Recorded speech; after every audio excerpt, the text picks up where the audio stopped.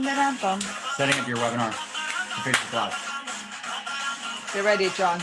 Let's rock the world together, yeah? Okay. Bum, bum, bum, bum, bum, bum. I think we're live, baby. Bailame. That's it? Yeah, Oh, it's 12 o'clock I at thought you were going noon. to turn it up louder. Oh my gosh, it is an epic occurrence. And we're baby. on time for the first time. I mean, you have the got final to be time. excited about that. On time. All right, John and Nadia Melton here, and we're coming to you live on this beautiful Friday.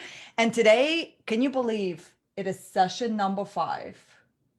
It's flown by. Can we just take an opportunity and say this out loud, that we've created in the last 4 days, 8 hours, plus minus an hour, right?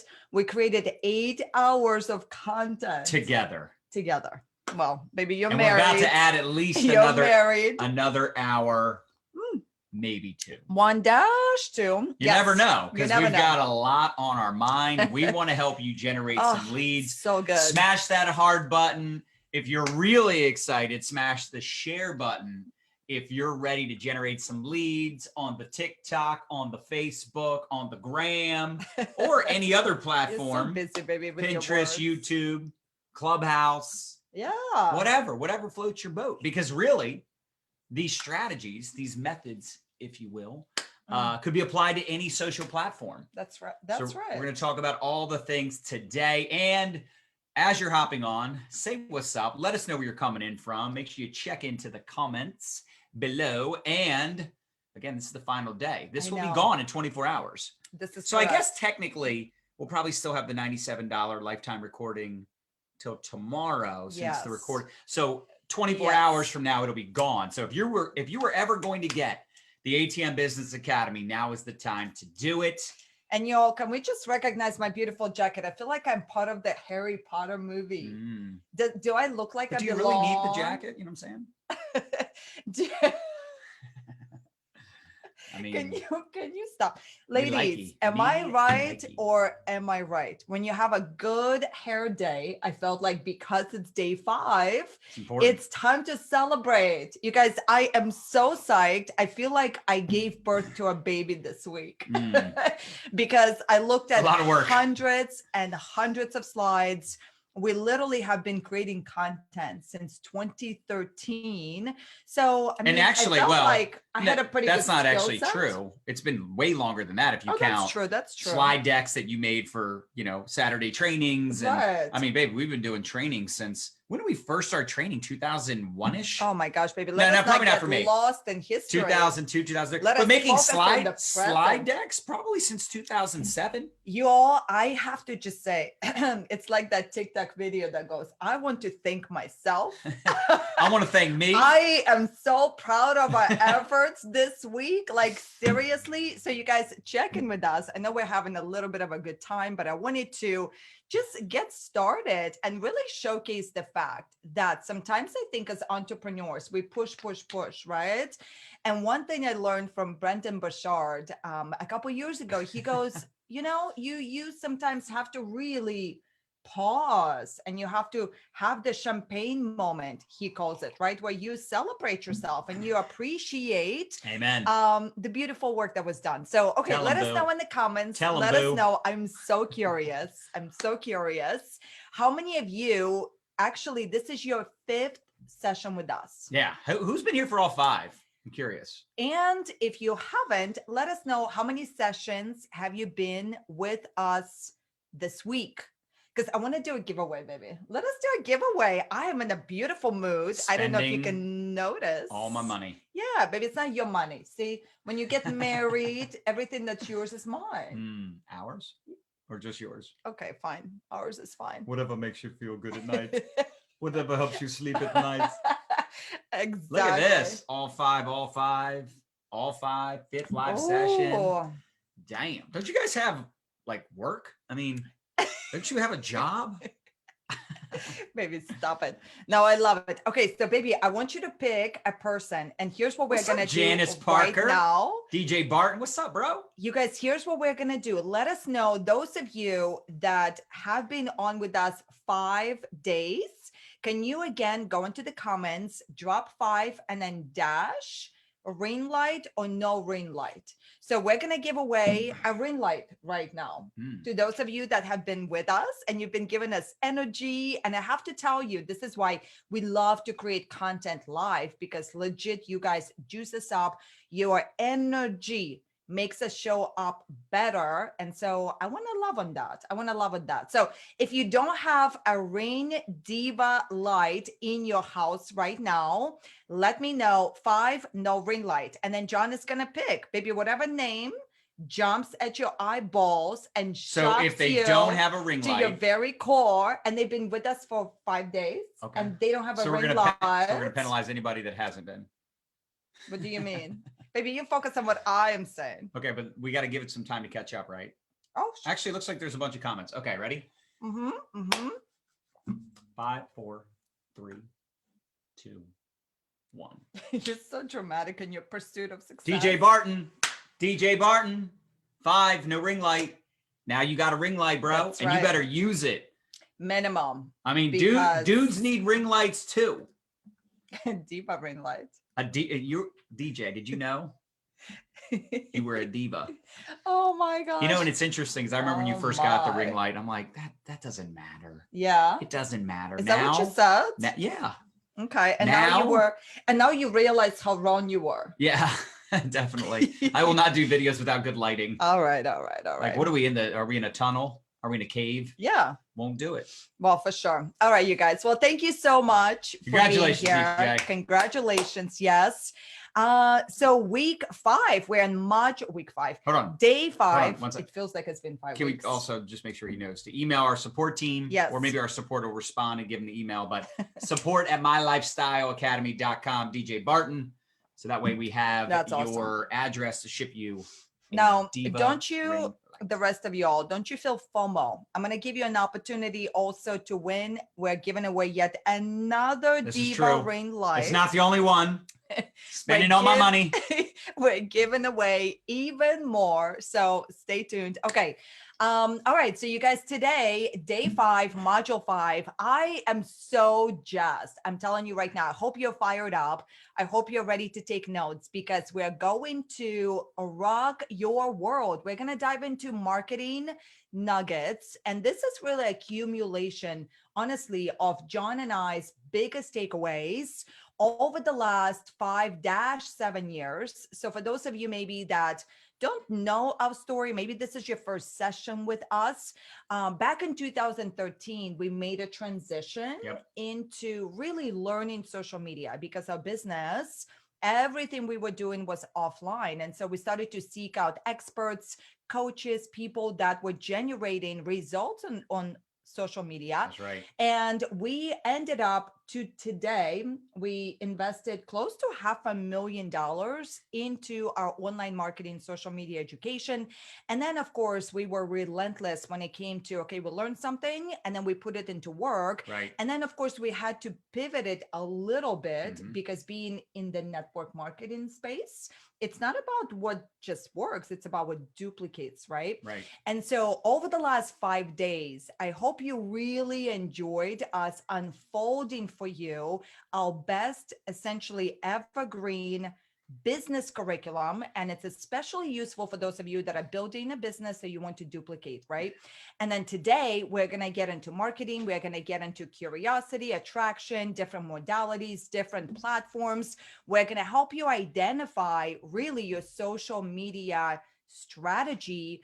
And we're going to help you with overwhelm. We're going to help you with wasting time, energy, and resources.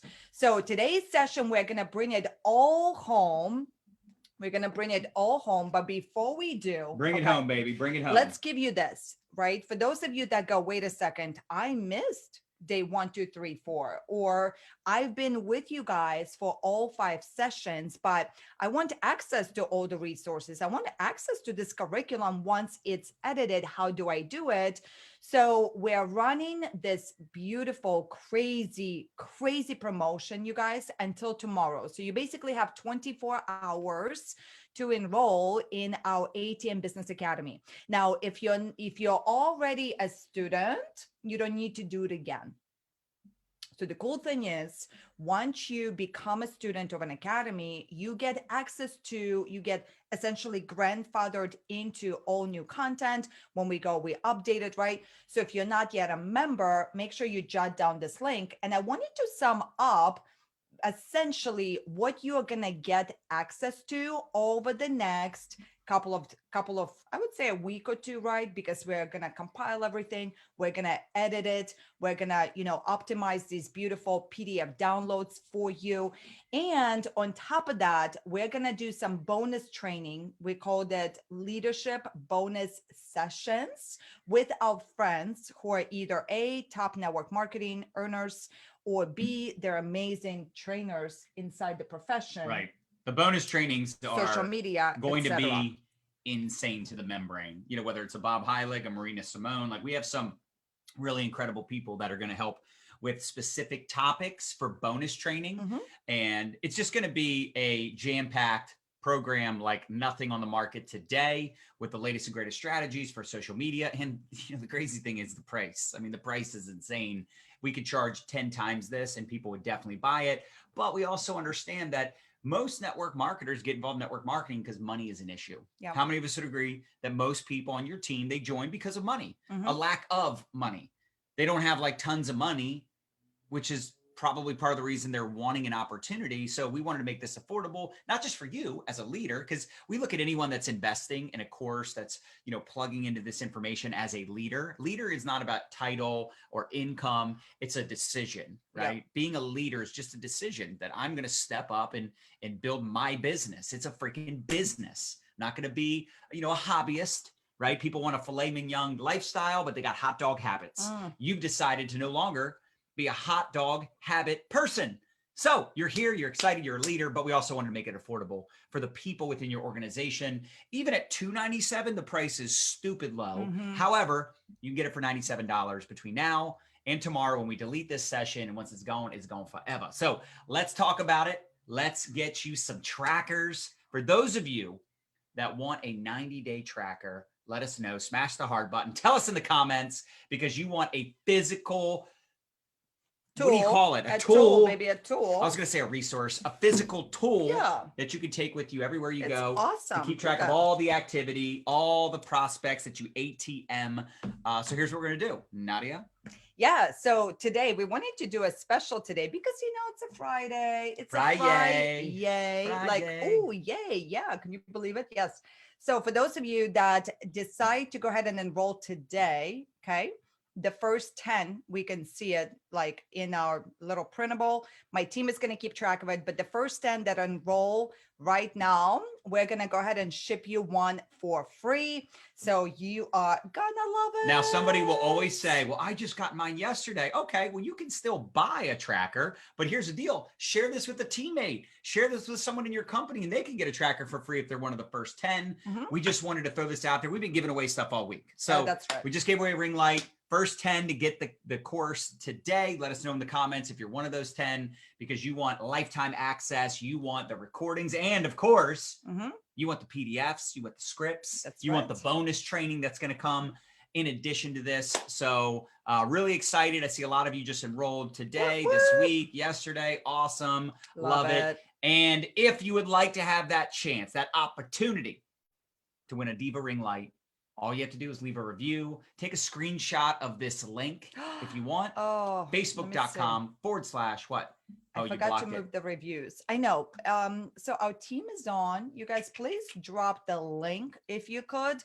We're blocking that a little bit, but essentially Facebook.com/My Lifestyle Academy /reviews. Reviews, plural. Yes. Okay. So if you leave us a review about either your biggest takeaway, something you learned, results you created. I mean, honestly, this kind of stuff, it gets us going for weeks at a time. We love to see the impact of the training, and our team and us, we work really, really hard to create these resources for you. So let us know in the reviews. And then on Sunday, we're going to go and we're going to pick out a lucky winner, and we're going to ship you a Diva ring light to help you elevate your appearance on camera. And we did have 2 requests yesterday. Can you grab the mister? Yeah. So yesterday we had people asking, it's right there. John. Oh, there's one right there too. We had people asking about the Mister. So maybe we could, this one's. Oh, it's dead. Yeah. I use it. So overused, time for new battery. So these Misters, we had a lot of people asking where they can get a Mister, and we're doing buy one, get one free. Yeah. So maybe we could have the team drop that link in the comments. Yes. It's just mylifestyleacademy.com/misters, MISTERS. And no, there's no plural, just Mr. Oh, just Mr. My bad. Mr. And then the tracker would be mylifestyleacademy.com/tracker. Yeah. So those, a lot of people were asking that in the comments. So I just want to make sure everybody responded. That's Janine, awesome. Ropars just purchased the ATM program. Excited for you. And here's the deal. For those of you that didn't hear what Nadia said, these recordings from this week will be uploaded into your back office in the next week or two. So be patient.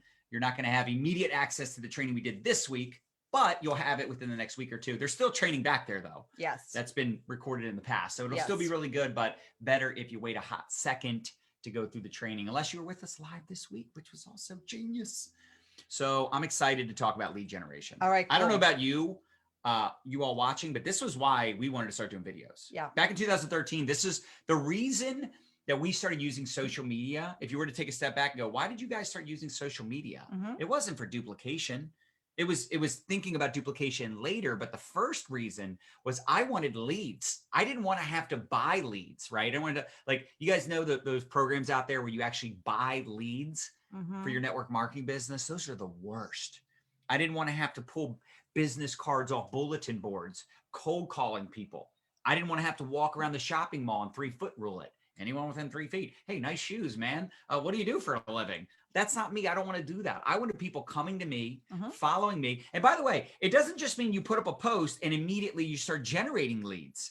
I wanted to build a community because we learned very early on, we started doing research and studying what these internet marketers were doing. They were building a community, a following, an audience, pouring into that audience, pouring into that network of people, and providing lots of value. And then when they would offer something, when they would sell something, they would body slam it. They would generate so many leads from the community that they built. And how many of you have been on social media for a little while and you've generated some leads? Let us know. If you had to guesstimate, have you generated like 5 leads, hundreds of leads, thousands of leads? And what's been your number one social platform for lead generation? Just curious, let us know in the comments. But this is something that we really want to talk to you about, because I think some of us get imposter syndrome when we start showing up on social media. We start putting out content, but we feel uncomfortable because it's weird to put yourself out there. So we're going to give you a little brainwashing session experience, today. Baby. It's going to be an experience. Some of us need a good brainwash. This is true. Let's do it. We want to help you cultivate this my message needs to be heard mindset. Okay. Because I think too many times we believe that no one needs our perspective. Like, we're not a top earner. We're not an expert. There's other people already teaching this stuff, but your story needs to be shared. You are worthy of success. You're worthy of building a brand and showing up on social. And I love this. I am so grateful for who I am becoming, and realize that we started out in January 2013, uploading our very first video on social media.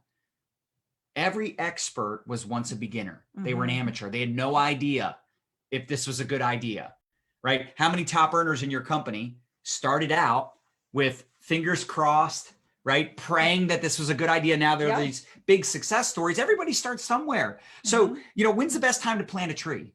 20 years ago. When's the second best time to plant a tree? Today. And unsubscribe from the mindset of, you know, well, I have a small audience. I only have a handful of friends, a handful of followers. That's a good thing.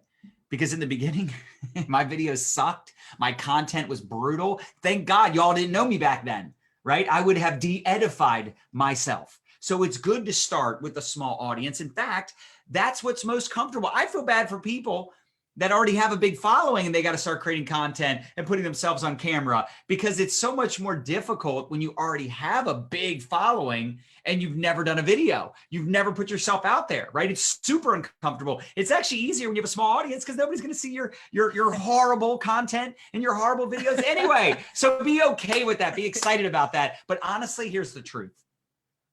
the truth is, when you first get started, if you could just have fun with it, and be authentic, the sooner you get to the point of authenticity and you're just courageous and you say, you know what, I'm not confident, but I'm going to be courageous. Choose courage over comfort. I'm going to put myself out there, and you know what? I'm just going to have fun with it. I'm not going to take myself too seriously. Yeah. And that's really what helped us in those early years, because we knew we were, we were credible to some extent because we'd already had some success in network marketing. So we had something of value to share. But then we started coaching all these people that had never done videos and they were never successful. And sure, some of them, it was a brutal start, but eventually they got to the point where they could do a video in their sleep. And then there was others, and this is what was fascinating. There were some people that were so naturally gifted at video. It's like, man, you should have been doing videos this whole time. And how many of us, if you built offline, do you remember back in the offline days where when someone would go in front of the room and do like a testimonial, and it would be like 20 minutes long, and they're up there preaching and saying all these things, and you're like, oh my gosh, this is so bad. Like, this person is, that's the person that's like, let me out there. Let me at them. I got something to share. And the whole time you're just cringing, right? Then you get the person that's like, oh my gosh, I don't want to speak in front of the room. No, I can't do it. I'm so scared. I'm terrified. And they go up there. Finally, they get enough courage to put themselves out there, and they're incredible. They're super humble. They're super down to earth. So sometimes there's people that are so terrified of showing up on camera. They're so terrified of sharing their story. And honestly, they're some of the best marketers today. They have some of the most impactful, most incredible stories and testimonials, right? They're super relatable. And you just don't know what kind of talent is inside of you. Like, you don't know what's possible until you just start showing up. And honestly, it took me years to even talk about like my upbringing, my history, all the trouble I got in. Like, it was hard for me to talk about that stuff because I felt like it would de-edify me. Right. But the more that I talked about that stuff and how I quit drinking, and I used to get in a lot of fights and a lot of trouble, like I would have people reaching out to me go, because of you, I'm quitting drinking. Because of you, I did quit drinking a couple years ago. Or because of you, I'm realizing I can be successful in network marketing because I related to your story. Like, there's people out there that need to hear your perspective, your unique story. Like, you're a unicorn, you're special.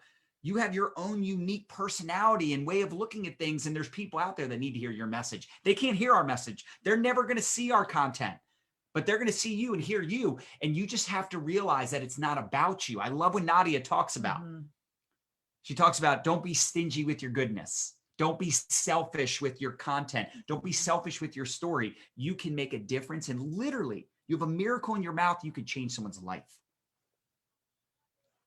Wow. I went on a rant. So mic drop. I think that's good. I think that's really beautiful.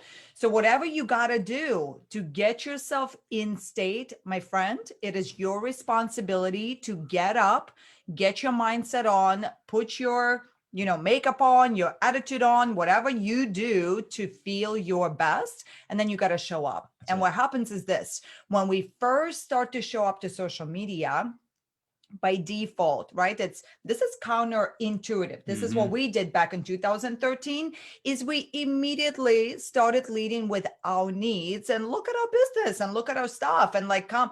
But what happens is, it's visualize a bank account. If you were to open up a bank account today and you hadn't made any deposits, you can withdraw. The bank account is empty. So we need to initially, I know it's hard to swallow sometimes, but we have to show up and we have to operate on faith. And there are some universal laws that I am a believer in. And this is what kept us going in those early days. And one of them is law of reciprocity, that if you just show up and you continue to make those tiny little deposits, you commit to not being perfect. I think that's a wrong notion. I mean, perfection is where you show up and you continue perfecting your message. That to me would be the spirit of perfection I'd like to see you show up in. But when you start to show up and you start to do it consistently, you're going to start to notice that people now all of a sudden start to tell you, thank you for that one message and thank you for this. But it's sometimes they don't even say it though. Sometimes you bump into somebody at a grocery store, yes. or somebody that you get in a conversation with months from now. They never liked your post. They never Mm. commented. You never see them engaging, but Right. they'll say, you know, that story you shared a few months ago, or you know, that video you did, or that interview where you interviewed that guy or that woman, like they'll bring up something that you posted or something that you shared that made an impact. They just Yeah. didn't say anything. Right. And most people, if you're taking notes, jot this one down. I love it extra. Most people are like Santa. They're always watching. Yes. But what's going to happen for you is over time, when you show up consistently, A, you're going to get better and better and better. Right. B, your audience is going to start to grow. And it's so inspiring when you choose to show up ugly anyway. Right. Today, we live in a world that is so over branded, and don't let that intimidate you. So Right. you just show up. Remember, we talked about this in the last few modules, but you have to start out ugly, I call it. You just start out as you are, and you'll improve as you go. You'll perfect as you go. Right. But don't be like everybody else. There's still so many people out there that are branding themselves by the business they are in. Right. They're leading with the business, they're leading with the product, they're leading with their service. But here's the deal. In any business you're building, you're selling yourself. And if people like you, if they trust you, if they get to know you, they're going to want to do business with you. Right. And people are much more concerned with you than they are about the business. And Right. look, it doesn't matter if you have the best business in the world. You may have cure to cancer, but if you don't successfully position yourself on social as a leader in the eyes of your audience, you're not going to see success. And here's the truth. When you generate leads on social media, when you generate a following, when those people do reach out, like once you do promote your products, because to be clear, we're not saying not to promote your products. We're not saying never promote your business. We're saying if that's all you're promoting, you're not going to do very well on social media, especially in today's day and age. Like maybe 5 years ago, maybe 8 years ago, you could just post before and afters all day and crush it. Nowadays, consumers are way smarter. You know, people on social media are way smart. They're going to follow people that are entertaining, empowering, educational, providing value. But when you do sell something, here's the beauty. I want you to write this down. When you do sell something, when you do promote something, and you have that following, people that have been following you for weeks, months, years, whatever, you're going to notice the conversions are much higher because they already know you. I'll give you a perfect example. When I started generating leads on TikTok, and this was just last year, we started generating leads on TikTok, complete strangers. My close ratio went down big time. Drastically. Because those people didn't know us. Now, we still did enroll people, we did, but the close ratio was way worse than, like just yesterday, I had someone reach out to me. What's your product? What's your company? I signed her up the same day. The same day. Why? Because she's been following me for months. It was a very easy close. She already trusted us. She had already been following us for months. And I just don't think enough people grasp that. They don't think long term because they're so freaking needy, right? It's like you're a horny marketer. A what? You know what I said. Horny? Like they're horny? A horny marketer. Oh, horny? They're lazy. Oh my God, they just want to sell right now, recruit right now. And that's the problem. You got commission breath. It stinks, right? Again, we're not saying to never promote. My top sellers absolutely promote their products, but they incorporate stories. They're relatable. They're down to earth. They don't get addicted to the outcome. If someone says no, great. If someone says yes, great. Like they're just people first. Yeah. Marketers second. They're a friend first. They're giving advice. They're like a consultation. I love right? that. They're like, think about this. You know what's a great example? A doctor. Yeah. Have you ever been to the doctor and they're giving you advice? They're suggesting something. Do you feel like they're trying to sell or convince you?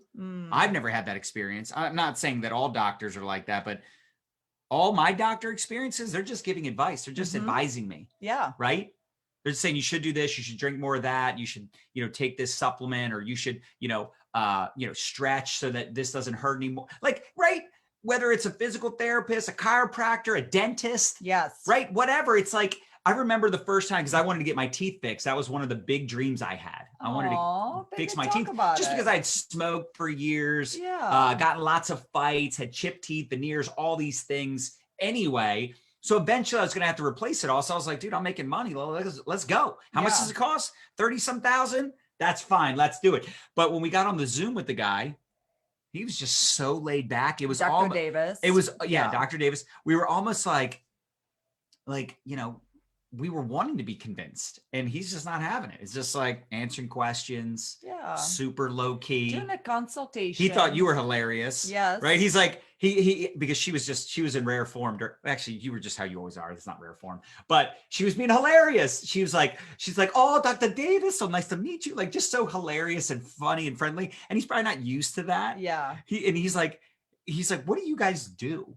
Right. And then he's like, and he goes, once I booked my appointment to come down, he then asks, he's like, and are you coming? Like, Nadia, are you coming too? She's like, yeah, I'll be there. He's like, okay, great. Because he just thought she was so fascinating. Right. But again, he wasn't selling. Mm-hmm. I didn't feel one time like he needed my money, that he was desperate, because he's doing well. Yeah. Now I know that's hard. Listen, I've been broke as a joke. Yeah. I remember in the early days of network marketing, spending more than I was making, parking my beat up Pontiac around back because my mom spent the insurance check because someone backed in my car and she got the insurance check and didn't fix the car. So they're like, John, can you park your, we're trying to recruit people in a business. So could you park your car around back so nobody sees it and nobody knows that that's your freaking car? You're one of the top people. Broke. So long story short, we have to show up with value. We have to show up with posture even before we're successful. That's right. I know that's hard. And here's the good news. I know some of you are like, John, I really need the money. I need to grow now. But this should never be your full-time income until it's already there. Does that make sense? Like, I talked about this just recently. Like, you should never go full-time in network marketing if you can't create results part-time. You see people sometimes say, man, if I was full-time, I would crush it. Yeah. I don't believe that. If you can't crush it part-time, you have no business being full-time. But the thing is, it has to be about the person watching. It has to be about the person you're talking to. It can't be about you. I know you need the money. Some of you are really desperate to make it happen, but that's not how the marketplace works, right? The marketplace doesn't respond to need. Just because I needed the money didn't mean I deserved the money. Other people weren't just flocking to me in the early years just because I needed the money. I had to get better. Don't be bitter, get better. Don't get frustrated, get fascinated. Say, what can I learn? What could I do better? How can I show up more consistently? How can my videos be better? And this is all through practice. It's just like sports. It's just like anything you ever got good at. You're not going to see the results instantaneously. It doesn't work like that. The people that I know that have crushed it the fastest on social media, they still took months to start consistently generating leads and building profits in their business. Months. So if you're just starting out, I'm just trying to talk to those of you just starting out with this, and you're just now getting over the fear and that analysis paralysis, just don't expect it to happen quickly. Now, I want you to expect greatness. I want you to go out there with the mindset of a spirit of excellence, as Nadia would say, but it might not happen as quickly for you as it does for other people in this academy. Baby, you know what Warren Buffett says? He goes, the secret to a happy marriage is to have very low expectations. What was the other one? You really want to marry someone that loves you more than you love them?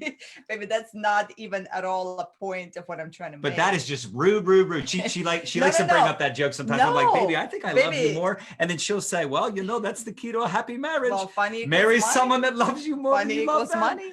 Clearly it's a joke, but I love her. But y'all, there's something magical, in that little nugget. It's so that good. When you just start your business, right? And honestly, I get it. We have high expectations. Right. We want to create the life of our dream yesterday. Life is short. Your lashes shouldn't be. Progress should be faster, So when you're in it, it feels like it's taken so long. Right. But once you get there, you'll get why it took so long. But in the meantime, to help Did you you guys catch that? mindset-wise, When you get there and you start crushing it, you'll you'll get it. understand why it took so long and you'll have appreciation. You'll have appreciation. All of those lessons are necessary, but having really those low expectations, as Warren Buffett says, sometimes it is secret to your happiness. And you know, happy equals you're going to attract more people. Right. If you're a miserable human being and you have these crazy expectations and it looks like you're constipated, right? Nobody wants to be around that. So Right. when you take a look at your social media, I want you to kind of catch that vision that it's a warm market generator. That's what it is. And when people kind of come in contact with you, good. do they get value from you? Do they feel like you are a human they want to attach themselves to, right? Okay, so let's go ahead and continue with our beautiful curriculum. I don't think it's on Let screen. us know. Oh, I know that. Oh. It's on purpose, baby. It's on Oh, purpose. wow. You're so much better than me. Baby, at this. trust the Nadia. Trust. Okay. Look, Trust if you know them. just 1% more, if you're taking notes, I really want you to write this down. And you know how you can create little sticky notes, little reminders? Sometimes we plug into training, not just because we don't know the information. Like how many of us already, you've heard this before, but you need a beautiful reminder. Ding, you're welcome. So sometimes you have to be proactive in creating little affirmations, little reminders everywhere around the house to keep you focused, to keep you in that state of your blinders are on, you continue to show up, you recognize the fact that law of reciprocity is alive and well. There's a law of averages, it's alive and well, and you're just going to continue to do, right? But watch this. Let me sit up for this one. If you know just 1% more than the person next to you about something, they're going to look at you for valuable information. So it's beautiful about that. You don't need to be in the top 1% of all the people ever humans. You don't need to be Warren Buffett in order to initially, turn around and share what you learned. You don't need to be top 1%. And he's unrelatable anyway. Right. When he's talking about money and finances, like how many of us just tune out? You're like, I don't know what he's talking about. He's like so advanced. Right. He's so advanced, right? Okay, so let's talk a little bit about this. Now we're going to really get into some delicious content. We're going to conquer some of your guys's, let's just call like landmines or some things maybe are stopping you. Right. And one of the big objections, how many of you, let me know in the comments, how many of you struggle with this, is that you don't have maybe enough time to fit your content creation in. So let us give you a couple of beautiful ideas. So, and then you want to start practicing them until it becomes kind of like a skill set. It becomes a habit. I'll give you guys an example. So a year ago, a little over a year ago, I went on a hunt for really elevating our strategy for health and wellness. And I went through, I want to say 50 or 60 hours of curriculum, specifically medical medium. I went through a lot of his books. And one of the key takeaways was celery juice, drinking 16 ounces of organic celery juice every morning does beautiful things to your health and wellness. And I made a decision. I'm like, you know what? I'm just going to get started with it. And how long have we been drinking celery juice, baby? Every day. Well, not every day when we travel, but outside of that, when we're home, it's been ever since you went through that program. Every night, she's created the discipline to juice some celery. Yeah. We drink it the very next morning. So as soon as we open our eyeballs, Nadia says, go get the bring celery us juice. The celery juice. Ta-da! Right? And if she didn't say it, I might not go get it every single morning. Get the reminder. Some things need to become a habit. Some things need to become a habit. Content creation is one of those things. The more content you create, watch this, the more likely your ideal prospect will find you. So every piece of content, if you can visualize, it's like a fishing pole. And what's really, really cool when you get into the habit of doing it. So like imagine how many of you actually, you've been creating content for years, right? So you're going to start to see the residual effects. It's pretty awesome. But can we also say this though? Sometimes people just kind of go through the motions of content. It needs to be constantly like you need to make adjustments along the way. You need to get creative. Like Sure, we still do live videos, but we do so much more than that. It started with one modality, one social platform, which we're going to tell you that's what you want to do. But you really want to just start capturing life and aha moments and sharing ideas. And, like I said, mixing things up. Could be interviews, could be TikTok. Don't just go through the motions. Because I do see people that are like, oh, I've been doing a video every day. Remember the one guy? I've been doing a video every day for like 2 years. And it's like, you generating leads? Like, well, no. And it's like that means you need to do something different. So I do agree. But I also want to point that out, that for those of you that have been doing it for a while and you're just going through the motions, that's not a good way to go about doing this either. It's a science and an art. It's the best way to sum it up. So yeah, it's a skill for sure. You got to show up and do the deed, but the art piece is important too. And what happens is, if you have the mindset of, I'm going to show up and be 1% better today with my content than I was yesterday, you're going to figure this out. You're going to evolve. But then also implementing things like once a month where you do content audit. Yes. Once a month, you should do content audit for those of you that have been doing content for some time. And doesn't it make sense that then you hone in on, oh, okay, these are the things that perform really well for me and my audience, and you do more of that. And the things that don't do as well, you ask yourself, you bring your curiosity instead of frustration, you become fascinated as to, oh, okay, so this I thought was a beautiful aha moment. I wonder why it didn't do well.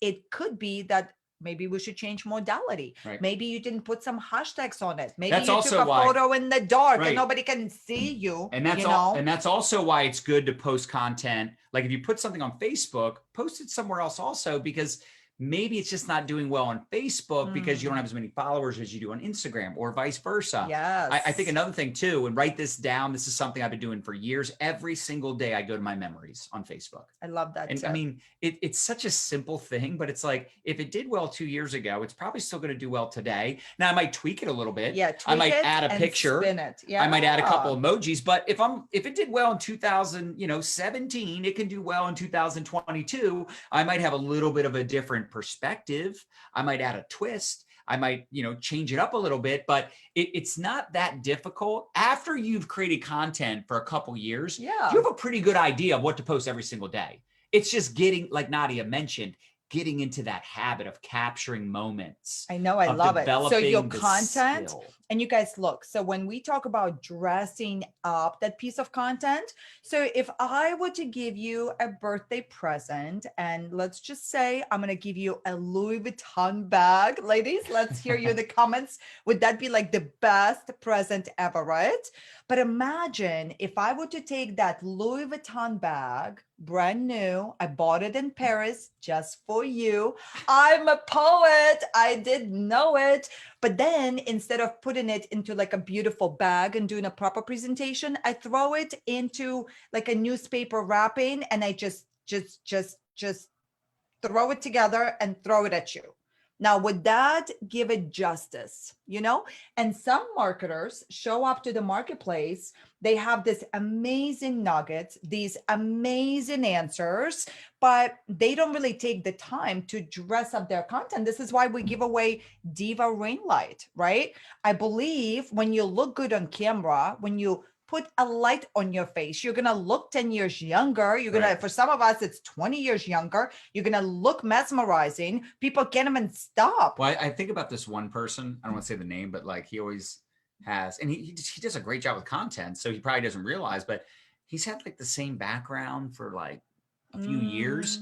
And it's just like, I don't even want to say it because people might know, but it's just like, I want to like help him. I want to be like, dude, you should really like mix up the background. Like it's just, you just have the same thing, and it's just not, it doesn't look good, right? Okay. And I think I actually did say something to him one time, and that's why I didn't say anything since then, because he hasn't changed it. And it's fine, but I'm like, man, I think it'd be so much better if it just was a more professional, exciting background. Yeah. Again, you start ugly, but after years of creating content, like change things up a little bit, Yeah, right? yeah, And always yeah, keep yeah. in mind those 4 E's, right? We keep Okay. talking about empowerment, education, entertainment. We like to entertain. And then I like that Nadia adds emotion, because emotion. Okay, we're layering. Notice, is have you important. seen the progress that's happened since we started together in module 1? And then we're elevating, elevating, elevating, and then we continue to layer. And the emotion piece is something I personally am working on right now. We talked a little bit about personalities in module number 4, right? So for some of us, I grew up in Russia where, you know, people don't smile. People don't smile. It's an intimidating place to grow up in. And naturally, emotion was something that you just don't talk about much, You bury right? it. But I did this video with Christina, and I used TikTok platform. We're going to talk about TikTok. I'm going to get you excited, but it was such an emotional video for me to create, where essentially Christina had her hand on a mirror and the caption said, touch the mirror to fast forward 25 years. And then we did a transition where it goes from her looking at herself, and then it's me, and we wear the same shirt. And so basically it's like a 7-second video, 5-second video, but it just demonstrated, you know what, enjoy every single moment with your babies because they grow up so fast. And that's an example of capturing, that's capturing a life moment, right? Yeah. So you got to think about this stuff, because you sometimes Maggie says that video made me cry. I know, me too. But sometimes people think, oh, I don't really have anything good to share. Like, what am I going to talk about? And it's like, you're making it about you. Like, have you gotten some good information this week? Did you learn some stuff already today? Write down some notes and turn around and do a video. Be like, my 3 biggest takeaways from this incredible training that I invested in this week. I mean, this is not rocket science, but again, we're stuck in this analysis paralysis. Yeah. When someone tells me they don't know what to come up with how to Content. come up with content, Yeah. that just tells me they're not thinking like a marketer. They're thinking like a consumer, but not a marketer. But it's also not a skill yet. Like once you start, so once you get to the point of where you're just capturing moments, you're learning. Because if you're growing every day, if you're doing personal development every day, which we talked about that in like day 1, right? We talk about that all the time. Personal development, got to work on you. Every single time you read a good book, you take some notes from a podcast, you learn something, turn around and teach what you're learning. You don't have to act like it's your information. You can go, I invested in this course with John and Nadia Melton. You could post this right now on your Instagram story. Go, I already learned 2 incredible things this morning, and tag us. Right? You could literally do that. You're acknowledging that you're investing in yourself, and people are going to go, wow, what is that program? Wow, what do you do now, Diane? What are you doing now, Barbara? Jeremy, what is this thing that you're involved in? What are you learning that for? Do you get it? Like, it's as simple as like turn around and teach the things that you're experiencing and do more things that people thank you for. This is how we knew we were on the right path. Yeah. Because cross-line, downline, people that weren't even in network marketing were like, you guys are so inspiring. We love your energy. We love your tips. And as you start building that following, right? Look, it's not just about building a following and putting out content. You're then connecting with people on the back end. Right? You're showing up consistently with value to just, share with people the journey, to share with people tips, insights. And as you put yourself out there and talk about different topics and mix up the modalities, people get to know different sides of you, and you just don't know when you're going to catch them at the right time. That's right. But if they don't know you, they can't do business with you. If they don't know you exist, or they don't know you have a business, or you don't find another way to capture their attention, marketing is all about community. It's all about value first. Think about the best commercials you've seen during like the Super Bowl as an example. Aren't most of them like they either pulling your emotional cord or it's like something funny, something, creative? Does that make sense? Yeah, they're selling something, but their goal is to build their brand equity with you. Their goal is to just get your attention. And that's probably the hardest thing on social media because it's so busy. It's getting attention. Now, you don't want to be a try-hard. You don't want to like say, hey, I'm just going to start doing videos in my bathing suit or something. You know what I'm saying? Like there's some people that they try too hard. They're getting a random thought. They're getting the wrong attention. Right. They're getting the wrong attention. So right. Good. But with that being said, you know, you are representing a company. Those of you in network marketing, right? You want to keep it classy. You want to find ways to provide value and share yourself. But, you know, there is an element of TMI, right? Or how about some people that are a little too authentic, right? Like you got to figure out what works for you, but what you put out there, you're going to attract. And I think it's really important. I know I talked about this the other day, but I think it's so important to have manners, be classy, be professional. You're representing a company. Yes. And remember, like, you know, someone else's kids might be watching this. Like if you were to hang out with me, you probably notice I swear here and there, right? But on video, I do my best to avoid it. Why? Because I don't know if someone's kid's listening to this, and I don't want to attract people that think that, hey, I'm just going to swear like Gary V. Like, look, I love Gary V. But quite honestly, I would never have my son listen to anything that he talks about, because I don't want my son thinking that that's how, you know, all adults talk or how I'd want him talking. Does that make some sense? I love it. Okay, so let's get you grounded quickly. Okay, we want to choose one social media platform. In module 2, if you haven't seen it yet, if you're jumping around the academy, we got to make sure that we watch module 2, because we helped you optimize Facebook. The reason why, again, we love Facebook is because that's where, you know, the secret groups, the ATM, you know, exposure process, it makes sense, right? It makes sense. So you want to choose one social media platform. I would recommend that you make it your Facebook profile, optimize it, and you want to think of your newsfeed. It's like your online living room. You want to give people an opportunity to come hang out with you. So if somebody is curious about you right now, actually let me know in the comments. If I met you briefly, whether it is a BNI meeting, we, you know, bumped into each other at a grocery store, and I love you, I go, hey, where can I connect with you? What would be your response? What would be the number one platform where people can literally come check you out, see what you're into? But can we also say why we're suggesting the profile? The biggest reason. We're going to talk about that. But can I just say one thing? Yeah. When you think about the ATM system, you got to be friends with people on Facebook. Yes. This is the whole kit and caboodle, capiche, as it says right there. You got to realize that, like, although we love all the other platforms, ultimately the profile is where you friend people up to get them into groups. I love it. Okay. So, and for those of us that are maybe a little new to Facebook, let's understand the different modalities of Facebook. We have the Facebook profile, which is your personal profile. You can become friends with people, right? Profile. So 80-20 rule, we talked about that in module 2. So when you're naturally showing up as a valuable person, right? 20% of the time you can throw some curiosity. Facebook is not going to have an issue with you. Right. Now, where you're going to have problems is if you show up, you open up a profile, and then all you're doing is talking about your business. All you're doing is talking about your products and your services. You're not supposed to use a Facebook profile for business purposes, right? But the way that I see it, it's part of my DNA, what it is that I do. So if I once in a while pepper into my natural content about here's what I do as a business, that's completely normal.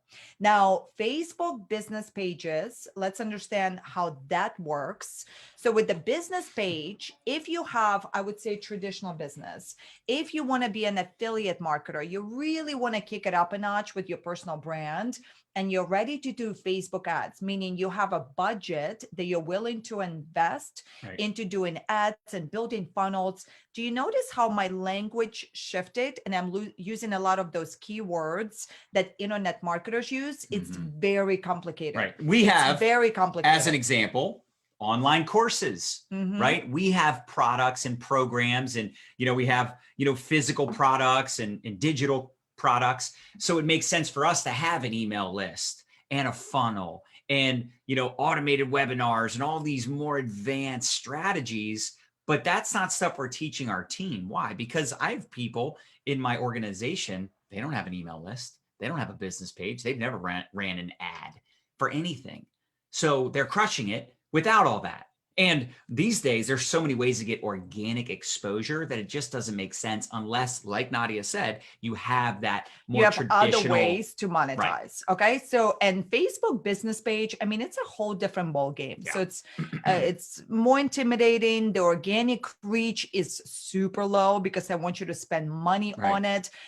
So I recommend and likes don't even count anymore. You do your profile Right? and then you activate your followers button. Yeah. And then with the business page, they continue to shift things anyways. And then you have the groups, and then that's kind of where their focus is. Yeah. If you do a little bit of research on where Facebook's motto is at right now, what they're doing, at the moment, and they want to equip you and give you an opportunity to build communities. And that's what it's all about. All right. Yeah. I actually see more posts on some days from groups that I'm in than posts from people I'm friends with. Okay, great. So this we already discovered in module number 2, but I want you to bring forward your way. If you haven't done so already, I want to encourage you, take a couple minutes, make sure that you set up your Facebook profile for success, that you're leading with value.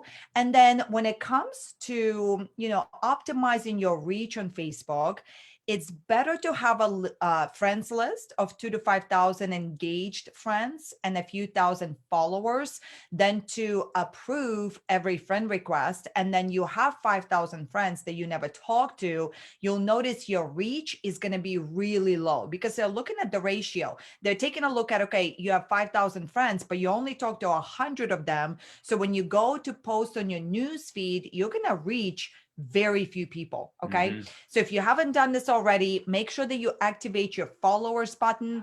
If you don't know how to do it, just Google it. Just Google it, right? It's beautiful. We call it hashtag GTS, hashtag Google that stuff. And then you want to be purging, we call them inactive users or negative Nancy's. Right. You really want to get rid of anybody that's not, like, every day when I wish happy birthdays, if I got people that just don't respond, or I look at their posts and it's just like really weird stuff or negative, or I just, I probably delete that person because I want to make room for new friends. This is a bigger deal when you start to get close to maxing out. Some of you might say, I only have 300 friends, but still, don't friend up a bunch of random people. Right. Don't just send friend requests to people you have nothing in common with, suggested friends, maybe they're good, but I would try to at least connect with somebody first. Maybe you start sending friend requests to people that are in a like-minded Facebook group, or maybe you're starting to get friend requests and you say, hey, thanks for the friend request. Maybe wait for them to respond first. Now I will say I play with it. Sometimes I send out a friend request to someone sharp. Sometimes I accept a friend request before talking to someone, but I'm quick to defriend.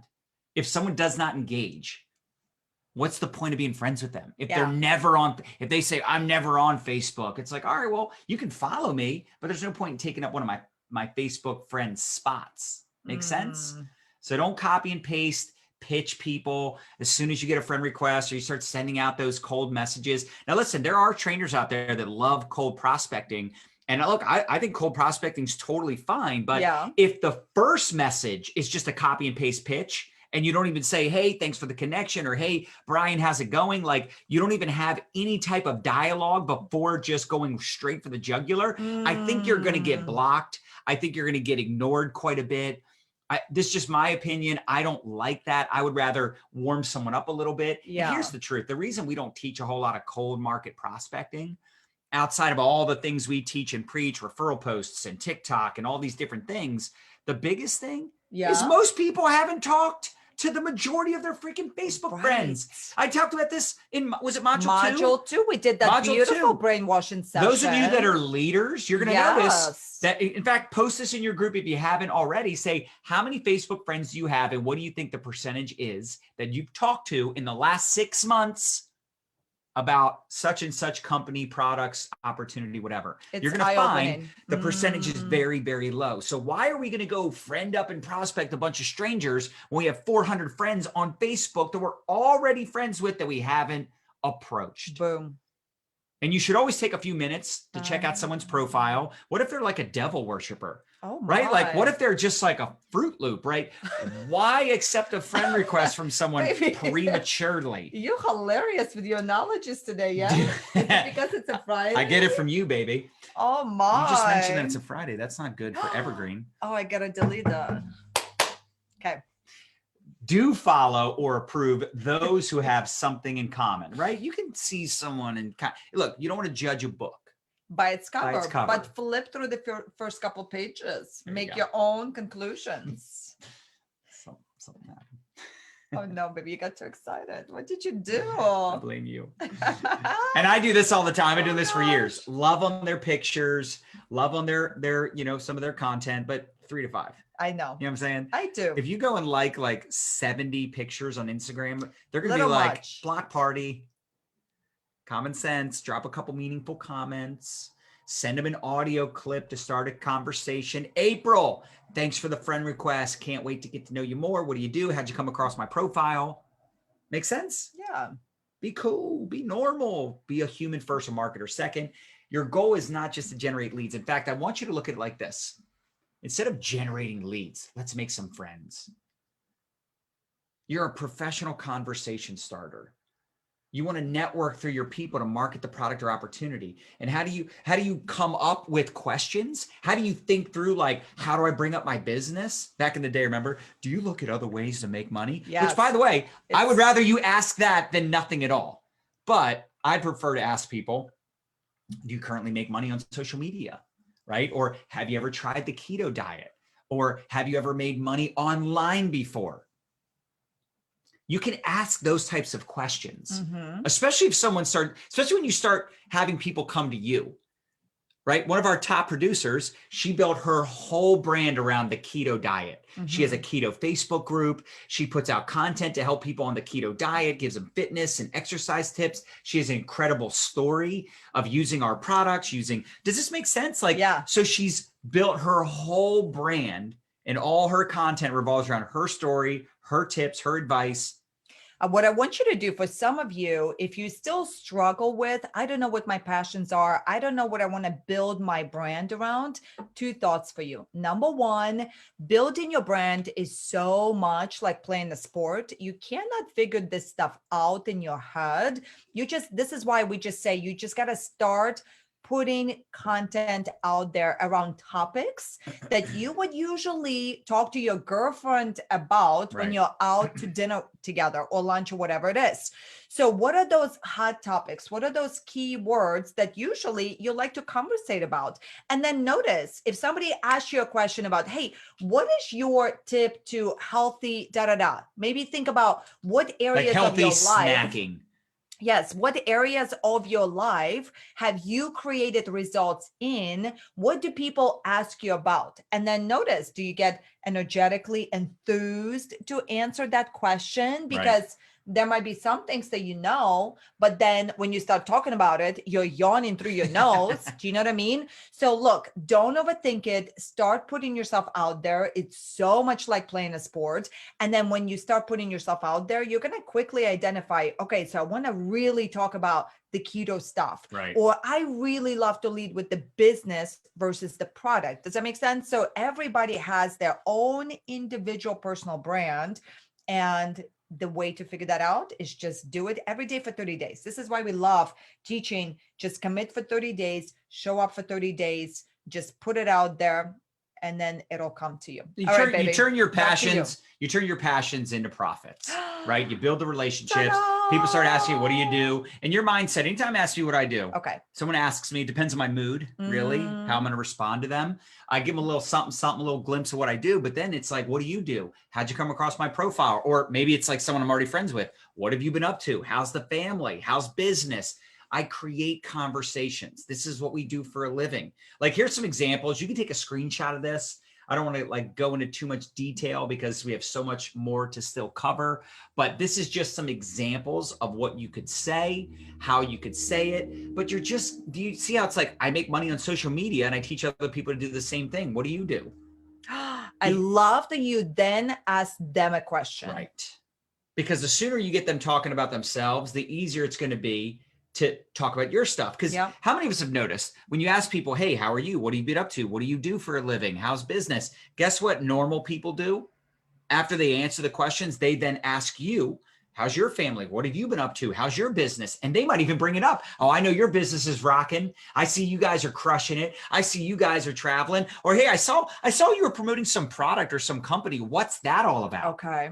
But because you are a person, you are personable, you are likable, relatable, you talk to them like a human, and they're like almost surprised when you start to like actually build relationships and be normal. Now, again, I'm not saying you never pop the question. You should absolutely be popping the question. But isn't it easier to pop the question when you have at least like connected with someone first? Yeah, you identify that there are some needs, it's just have that doctor's approach. Right. When you do go to the doctor and you do have some kind of situation, let's call it a question mark, usually a good doctor would start asking you about you and your lifestyle and what you got going on to try to identify what is it that may be causing it, right? So the more that your mindset is, instead of you trying to be interesting, try to be interested. Yeah.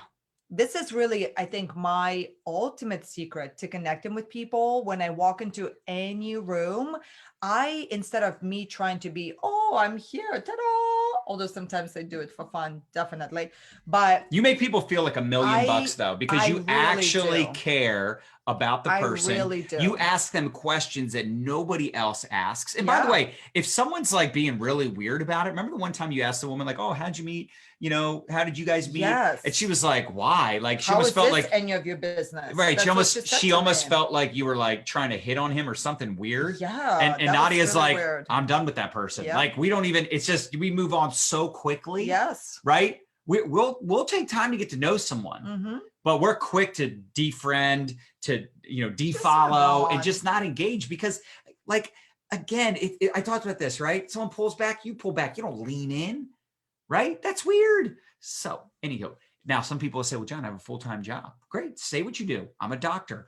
I'm a janitor. I'm a lawyer. I'm a teacher. I'm a whatever. I also make money on the side to pay off my student loans, to eventually fire my boss, to retire young and rich. Ha ha ha.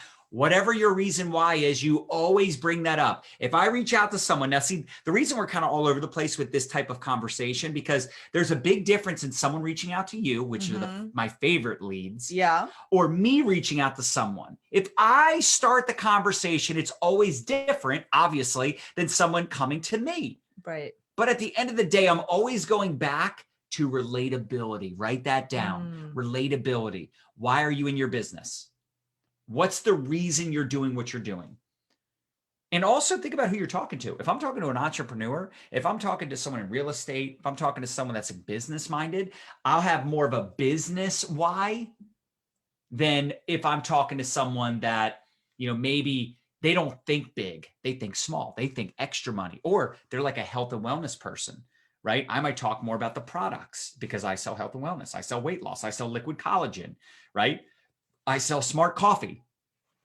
So I know this, and I know that the benefits of our products are there. I know I have stories, but I don't want to get into that too soon. So if I'm talking to someone that I think would be more interested, in fact, I said this the other day, if I'm talking to an 85-year-old grandmother, right? Let's say you're approaching your grandmother, you might lead with the product. Now, does that mean your grandmother at 85 wouldn't do the business? No. But it would make more sense to assume that they would be interested in the product versus the business. Yes? Yes. So talk about the products with that person versus if you're reaching out to your, 35-year-old realtor, you might lead with the business because you would assume they might be more interested in the business, and then you could fall back on the product if they're not. But you're planting seeds. You're connecting with people that you would want to do business with eventually. If I have a friend on Facebook because we were just, in high school together 20 years ago, but I wouldn't want to do business with them. They've never asked me about me. I'm always the one asking about them. I'm sorry, but I'm deleting that person on Facebook. What's the point, right? Or how about they never respond to a single message?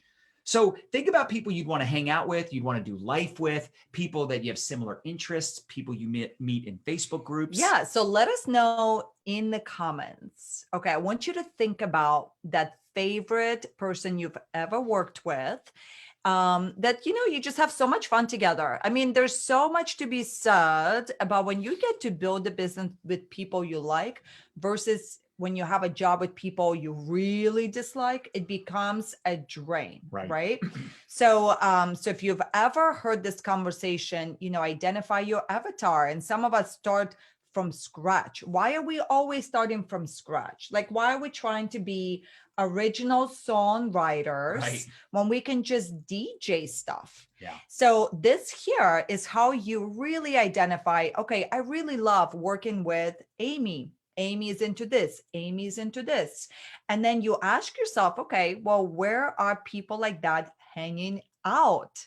Right? And here would be a really good question. Where do we find them? How about who are the people in your company right now that typically join? Is it a lot of women? Is there a certain age demographic? Is there a certain personality type or, a certain type of professional background? Like, do you have a lot of moms in your company, right? Then it would make sense to friend up other moms, right? You could join like-minded Facebook groups. And this is one of my favorite things to do. In fact, we had a woman one time, and this was probably one of my favorite stories over the years because she didn't have a great warm market. She wasn't getting hits on her curiosity posts. She just wasn't seeing traction after a couple months of work in the business. And she got on a Saturday call and we said, hey, join like-minded Facebook groups, introduce yourself. What a concept, right? Do like a picture in the group. Hey, I'm really excited to be here and contribute and learn and grow and network, right? Just something like very normal that people do when they join Facebook groups. And, they're doing it not for the purpose of selling and pitching, but going in there to make friends and connect with people that are like-minded. And I didn't know scrapbooking was such a big thing. Who knew? She was into it. She was somewhat of an expert. She had a passion for it. So she connected with some of the admins in some of these groups, some of the top contributors that were posting, and made friends and engaged and shared ideas and asked questions, and just a friend first. Don't go in there pitching and selling. She just started building these connections, and she did 3,000 in sales because she built friendships first. Those people started asking, what's that product? What's that weight loss thing you're talking about? What's that? She did 3,000 in sales from complete strangers that she met in groups, most of which she didn't approach them. They asked her. So what you're saying is, instead of us sitting on a boat, waiting for the fish to jump into a boat, we should go fishing. Right. Oh my gosh. Well, are you guys catching this? So, it's all about momentum creation activities. I really love it. Sometimes, y'all, we overthink the simplest things legit. But how many of us join Facebook groups? What is that word, legit? Legit. How many of us join a Facebook group? We never introduce ourselves. We're just like in the group. Oh, secret agents. We never see any of the posts. Okay. Because Facebook goes, this person joined the group, but they don't really engage in the group. So we're not going to send them. We're not going to show them what's happening in the group. Like think about this. Backtrack. I love what Desi said. She said Facebook is like your storefront. So if nobody is coming to your store, you go find some people on the street, AKA in Facebook groups that are into the stuff you're in, and then you bring them over. Okay, right. Yes, sorry. Continue, baby. You're on a roll. I just think this is so important that if you look in your news feed right now, you're going to notice, like if I go into my group, news feed, the only things I see are things from the groups I engage in, my team group, my ATM groups. I don't see a whole lot from other groups. Now, in my defense, that's because I got so much going on. I don't even have time to think about engaging in a group. But if I didn't have as much going on, if I didn't have this multi-million-dollar business and I wanted to build up a multi-million-dollar business, I'm going to find 5 groups and I'm going to engage my ass off. That's right. I'm going to go in there answering questions. I'm going to go in there and get to know people. I'm going to compliment. I'm going to be a connector, right? I'm even going to introduce people to other people. I might say, hey, that was a great question. Rena Zaharov, I'll never forget. I met her in a blogging group. I was just thinking about Rena. She was asking questions. I was the only one in there answering her questions. Right. And I didn't even pitch her my business. She didn't want anything to do with network marketing. But she was the one that eventually brought it up because she's like, I like him. I like his style. I like his content. So I want to find out what he's doing. Right. And I was literally not in there to recruit. I was in there to just provide value. She was asking great questions. She was cool. She was sharp. We got along. We hit it off. One thing led to another. She's one of the top leaders in my organization today. And by the way, you could go into a group. You could go into a group, be like, man, that's a great question. I should introduce you to so-and-so, or you should follow so-and-so. They talk about that stuff all the time. It doesn't always have to be that you're in there as the girl or the guy, like I'm the know-it-all. No, you go in there and you say, you know what? This is a group where people that are very similar to the people that are in our company right now, these types of people join. So why wouldn't I go into that fitness group, that mom group, that entrepreneur group, that positive thinking group, that local group, whatever. Anyway, I get fired up about this because this is why for me, I don't teach to cold prospect. Again, I'm not saying you can't do it. I know people killing it doing that, but I also know a lot more people that don't want to do that, and they want to be a normal human and make friends and build relationships. And again, the easiest people to sign up in your business are people that you relate to. Yes. Think about it. Think about the person you enrolled with. Were they way different than you? Were they super like young, like 20 years younger? Were they 20 years older? Were they from a totally different country? Were they doing something that you've never done before? No, I bet you it was a friend. It was someone you were close in age, close in personality. 99% of the time, you're going to join with someone that there's relatability. So it just makes sense that if you're wanting to get people into your business, that you would join groups that have people that are into the same stuff that you're into. I love it. All right. How are you doing? Are you getting value so far? Let me know in the comments. What is your biggest takeaway? I love April Garcia. She says, you have blown my mind and give me so many ideas for the groups I'm in. Y'all, make that a part of your routine, because I'm telling you, and this is even affecting us. We see less engagement on personal profile posts, but I'll do a post in a Facebook group and it blows up. In fact, I had a woman the other day. I should pull it up just to prove to everybody. I had a woman the other day. She goes, I got my first customer. Yay me. 600 likes. Wow. Hundreds of comments. I haven't gotten that much engagement on a post in my own team Facebook group in I don't even know how long. She was just brand new and excited. Yay, got my first customer. That's Yay amazing. Me. 600 likes so far. That's hundreds of comments on our first customer. Crazy. Do you guys get this? Yeah, I really love it. And did you catch this posture tip? Y'all, what's going to happen for you is when you follow that 5-5-3 daily prospecting formula. So you're proactive, which that's going to make you feel so postured that you're the one leading your business versus being on somebody else's turf and waiting for the fish to jump into your bucket because you're just sitting on the boat, fimbling your thumbs, right? So you now have this abundance of people to talk to. Otherwise, you're in scarcity, and scarcity chases people away. I love what Maggie says. She goes, my biggest takeaway, introduce yourself. I'm in several groups. I don't think I've ever introduced myself. Yes. And do it with a selfie. And do it with a question at the end. Do it with a selfie. Yes. A question at the end. Always ask questions in your posts. All right. Because it's just, you're going to get more people engaging than if you don't. Yeah. All right. Angeline says takeaways, deleting inactive Facebook friends. See ya. Introducing yourself to the group with a photo. I love that. Deborah says so much awesome information. And now I love this next conversation. Okay, look. This is important. Okay. People always say, when do I pop the question? Do they have a need? Are they open? How do you know the person? Are they engaging and interacting in your conversation, or are they giving you one-word responses? It's like dating, right? Think about this. If I reach out to someone, hey, Sam, how's it going? Great to connect. And Sam's like, yeah. Am I going to try to engage aggressively with someone that gives me a one-word response? Sam, how have you been? It's been a while. I haven't talked to you in like 10 years. How's the family? Great.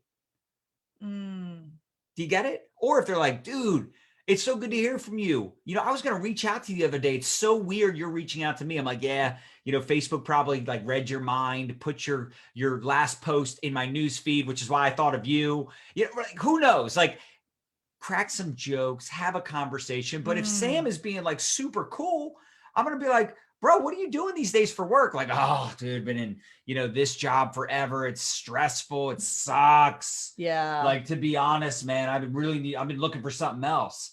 Be like, well, it's funny because, I happen to help people like you fire their boss for a living. Do you get it?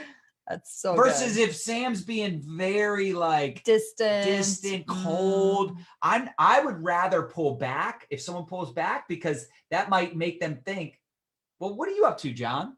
because they see me not trying to pounce on them, which is what some people think you're going to do. And when you do the opposite, they're like, what are you doing, man? I always see you posting all these like things about some business or some product. What the heck is that anyway? Yeah. So good. How do you make money? It's actually easier when you're like just getting started network marketing because so many people still don't know what you do. And then all you got to do is introduce your prospect to your expert. They trust you, but they know you're newish. You're newish. So they're kind of like, you know, you're my old buddy from you know, bartending, or, you know, you and I like grew up together, or, you know, I know you, I like you, but I don't respect you in a business where I know you're still part-time, but you can introduce them to somebody else. The sooner you introduce your prospect to someone else, the sooner you start making money, plain and simple. And guess what? the people that are easiest for me to enroll in the business are the people that I introduce to someone else.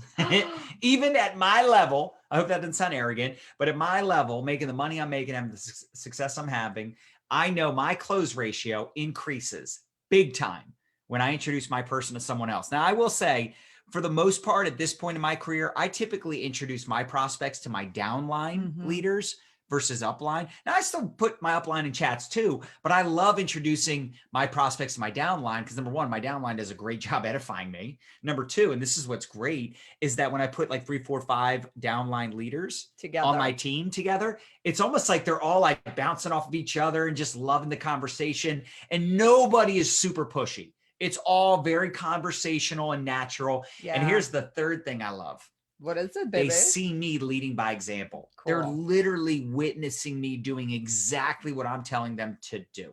Hang on, before you move on. Now, instead of expert, this could be a couple of your uplines. For those of you that don't have a good upline, you can partner with sidelines. For those of you that have created some success can we just in say your this, business. How many of us can close someone we don't make money on easier than we can close someone we do make money on? Good question. Yes. Be honest. Yes. Even I feel that because I'm like, I literally don't care at all. There's no commission, Brad. That doesn't mean I don't care, but it just means like if my sideline introduces me to someone, I literally have no like emotional attachment. Well, emotional. I mean, I can always be cool and friendly, get to know someone, but there's no commission attached. Like I don't benefit. If you become a millionaire, I don't directly benefit from it at all. And if you join and do nothing, it doesn't hurt. Like I literally don't make a dime. Yeah. So there's sometimes sideline people that you can partner with that are like, especially when they're at like kind of the same rank as you. Like you both make like $1,000 a month and you both hold each other accountable and you do your group chats together. Right. So because that happens a lot, doesn't it? People are like, my upline's not on Facebook. My upline doesn't respond to messages. I don't really have a down. There's always someone in your sideline you can do this with. So I'm sorry. I just think that's such a great point you brought up. Yeah, that's beautiful. I love it. I love it. I love it. Okay. So when do we close the loop? So we talk a lot about when you show up to your social media, you gotta treat your news feed like Hollywood treats movies. Meaning you're going to show up, you're going to, bring the sparkle, you're going to like showcase, it's like a preview to the movie, right? A preview to the movie. So everything we're doing publicly is like a preview to what it is that you do. Or a cliffhanger. Like how about some of our favorite shows where at the end of Billions, you're like, oh my gosh, we got to watch another episode. It's midnight, but I got to see what happens next. All logic out the window. We won't be able to sleep tonight because they left out the open loop. It's like, I got to close it. I got to know what happens. It drives you crazy. It drives you crazy, right? I need to know what happens to Axelrod. Yes. Okay. So you're going to if you're going to be mastering a deed, okay, let us get better every single day at leaving open loops. Right. So every time we show up to do a post, every time we show up to do a video, we tell them a little bit about what's going on, but we don't tell them everything that's going on. Why? Because our goal is to get them to see the movie, and that's where we close the loop. Do you get it? Some of the best in our Facebook groups is where we're going to close the loop. In the private messenger, when you're talking with them one-on-one, you can then close the loop. But remember, your goal is to not do the presentation. Your goal is to be invitation, not presentation. Boom. I've seen some people where they're so good at this, where it's like, you know, I'm at a secret location, or, oh my gosh, I just found out what the new product launch is going to be. Yes. Or, oh, on a secret Zoom, and, you know, wait till you hear what's coming next week. It's like, dang it. I need to know. Tell me now. So let's get back to lead generation. Okay. Sometimes we think a lead, and actually a guy on Clubhouse goes, I don't really get a lot of people reaching out saying me. And I'm like, are you reaching out to people? And he's like, truthfully, no. Truthfully, I'm not. And I'm like, there might be people that are just intimidated, or they're scared to ask you, or, you know, they're curious, but not curious enough to reach out yet. But if you reach out because you saw they like to post, you saw that they're watching your stories, you saw that they shared a post, they're commenting, they're a new follower. Like, I'm telling you, I still today, I'll go to my Clubhouse, see someone followed me, click on them because they look sharp, send them a message over on Insta, or my assistant will send them, like, you know, the message that we send to all new followers. Yeah. The point is, how many of you follow someone or comment on something, or, you know, engage in someone's social media and they don't respond? They don't send you a message. You follow someone, you never hear from them. You want to stand out on social media? Start proactively reaching out to people. Like, never wait for someone to reach out to you. Never wait for someone to ask you what you do. You see commenters, viewers, you see new followers, friend requests, anyone that's engaging, anyone, swipe up on your story, you can see who's watching your freaking stories. Hey, Sarah, how's it going? Good.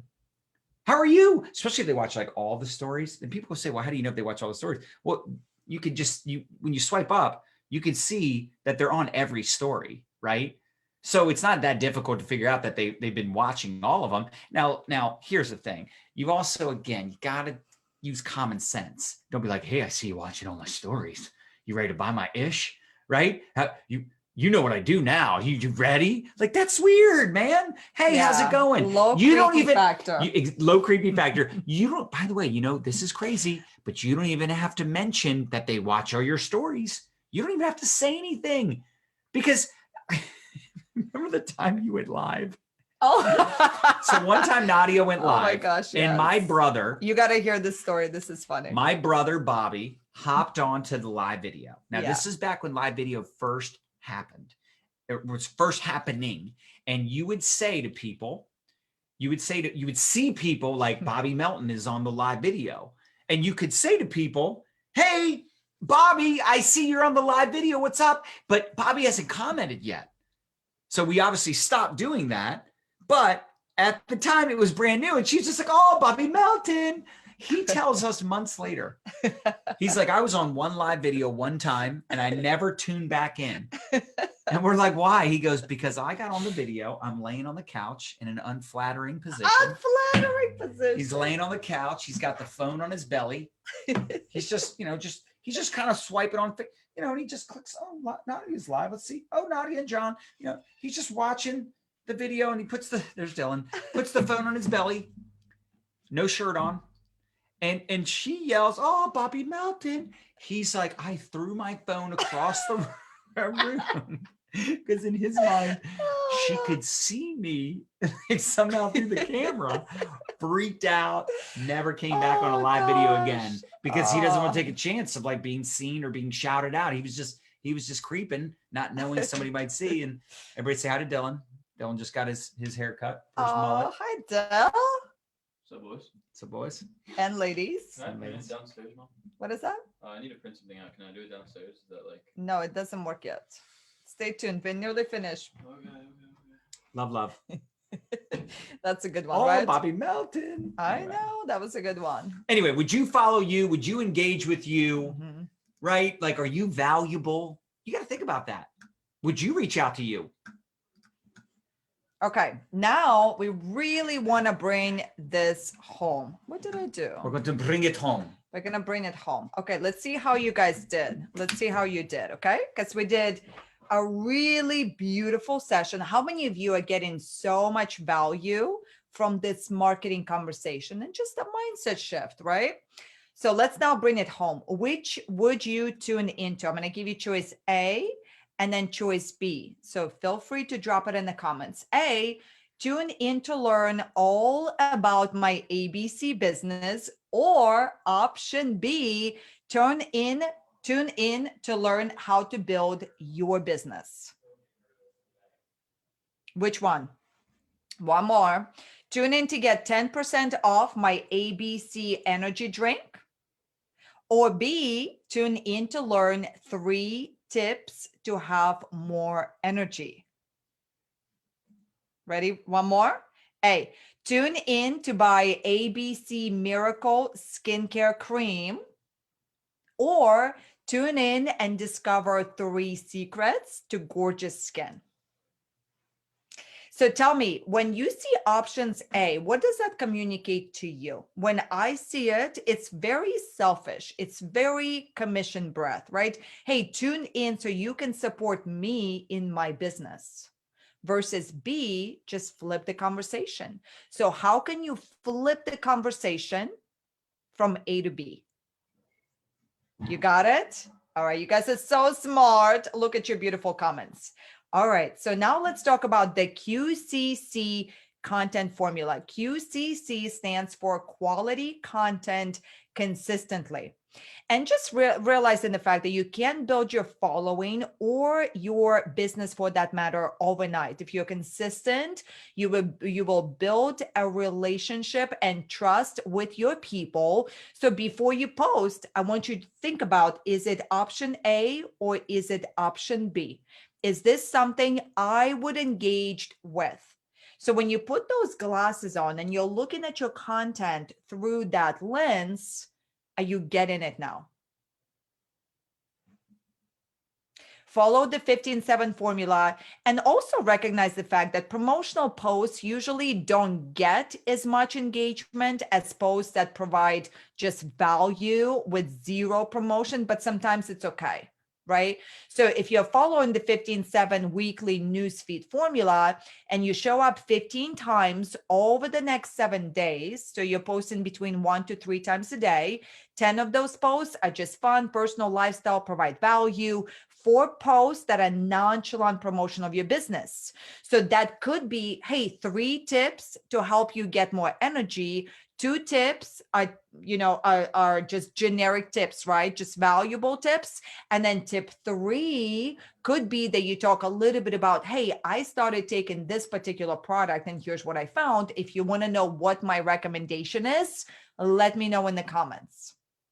And then once a week, you can show up and do what we call a wow post, meaning one direct post about your product, about your business, but still you're not closing the loop. You're not going to say the name of the product. You're not going to say the name of the business. And you're going to be very skillful in the way that maybe you talk a little bit about the gratitude results.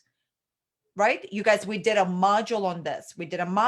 So you may want to go back and watch it, but we talked a little bit about how to be skillfully showing up with the curiosity. You want to skillfully hide the name, and then you want to follow those formulas where it's gratitude, results, right? And those different formulas that we can employ. How to structure a curiosity story. So having a hook, showcasing the benefits, showing them how simple it is, having some kind of call to comment. This is just a review.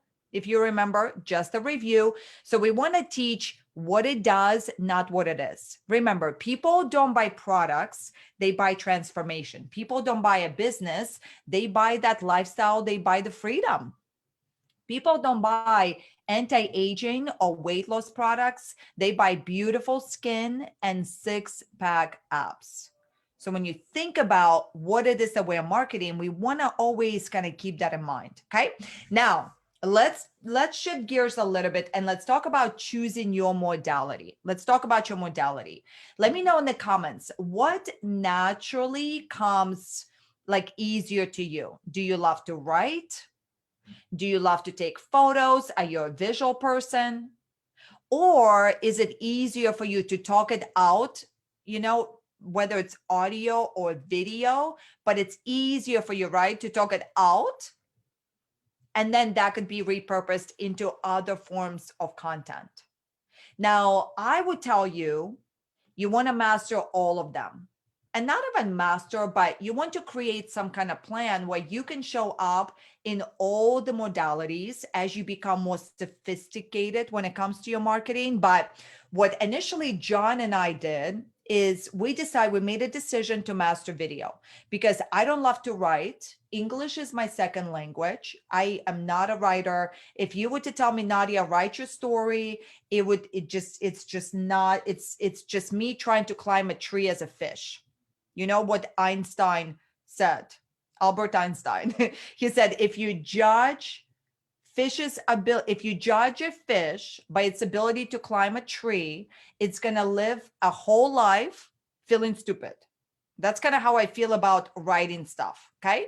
Now, the way that we chose to troubleshoot it is we mastered video, showing up on video, and then we hired a team. We brought people that could turn our speaking words into written words, right? Speaking into written. Does that make sense? So we have live video, we have short form video, we have images, we have text. So you want to initially lean into what comes easier to you. And then you want to continue to layer additional modality on top of that. John? Yeah. Are you coming? Yeah, of course. We're waiting. Okay, what can you say about content modalities? Yeah, I mean, I think the biggest thing is identifying what you enjoy doing. Like some people on our team, they absolutely love doing TikToks, and that's where they went all in, and now they're crushing. And this is the future of video marketing, in my opinion, is short form video. So it's definitely a skill set to master. But are there people that would rather just talk on Clubhouse and build their brand that way, or they'd rather be more strategic and take their time to create a YouTube video? Of course. Right? You have to figure out what works best for you, but also don't be afraid to try out something new.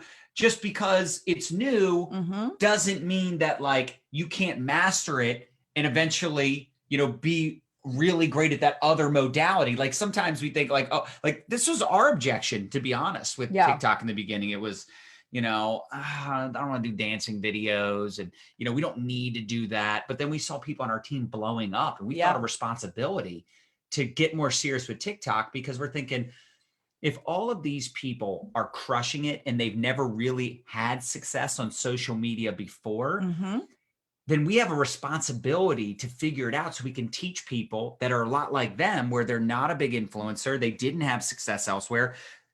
We're going to have to learn this so we can be leaders and lead by example. We put on 60,000 followers in about 60 days, just experimenting with it. Now, I will say this. As much as I love TikTok, I'm not going to be the guy that's like on there all day. I'm not going to be on there doing 4, 5, 6 TikToks a day. But we know people that do that. They barely are even on Facebook anymore. Now, they still use Facebook for ATMing and communicating with their teams, but most of their content creation is on TikTok. And then they take a TikTok and they upload it on Instagram as a reel. They upload it on Facebook. Actually, I took that video you mentioned with you and Christina. Yeah. And I posted that on my Facebook. And it got crazy good engagement. Yeah. And that's like the first time in a long time I've had a video get like that kind of engagement that was a pre-recorded video. Right. Right. Because Facebook really likes So before you move on. Okay. Oh, sorry, yeah. So you guys, let's look at this chart. So I'm going to challenge you quickly, but we talk about to handle the overwhelm of social media. Yeah. First of all, is recognizing the fact you don't have to be on every platform.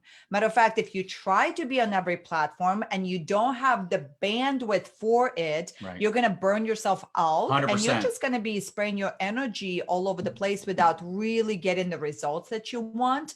So my mindset always is, look, we got to master one at a time.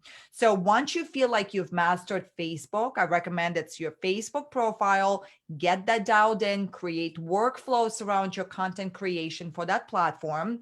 And then I'd love for you to think about, okay, what's my natural way of creating content? So if it's video, you can then do TikTok or YouTube. Now, YouTube is a search engine. It's way more complicated. So if you had to pick, I would say TikTok. And then once you really become like a marketer, like you get it, it's becoming easy for you. Then like what John and I did is we actually hired a video manager. We brought somebody on. I knew I couldn't handle running a YouTube channel all by myself, but we could create the content. But when it came to like editing, optimizing, loading SEO.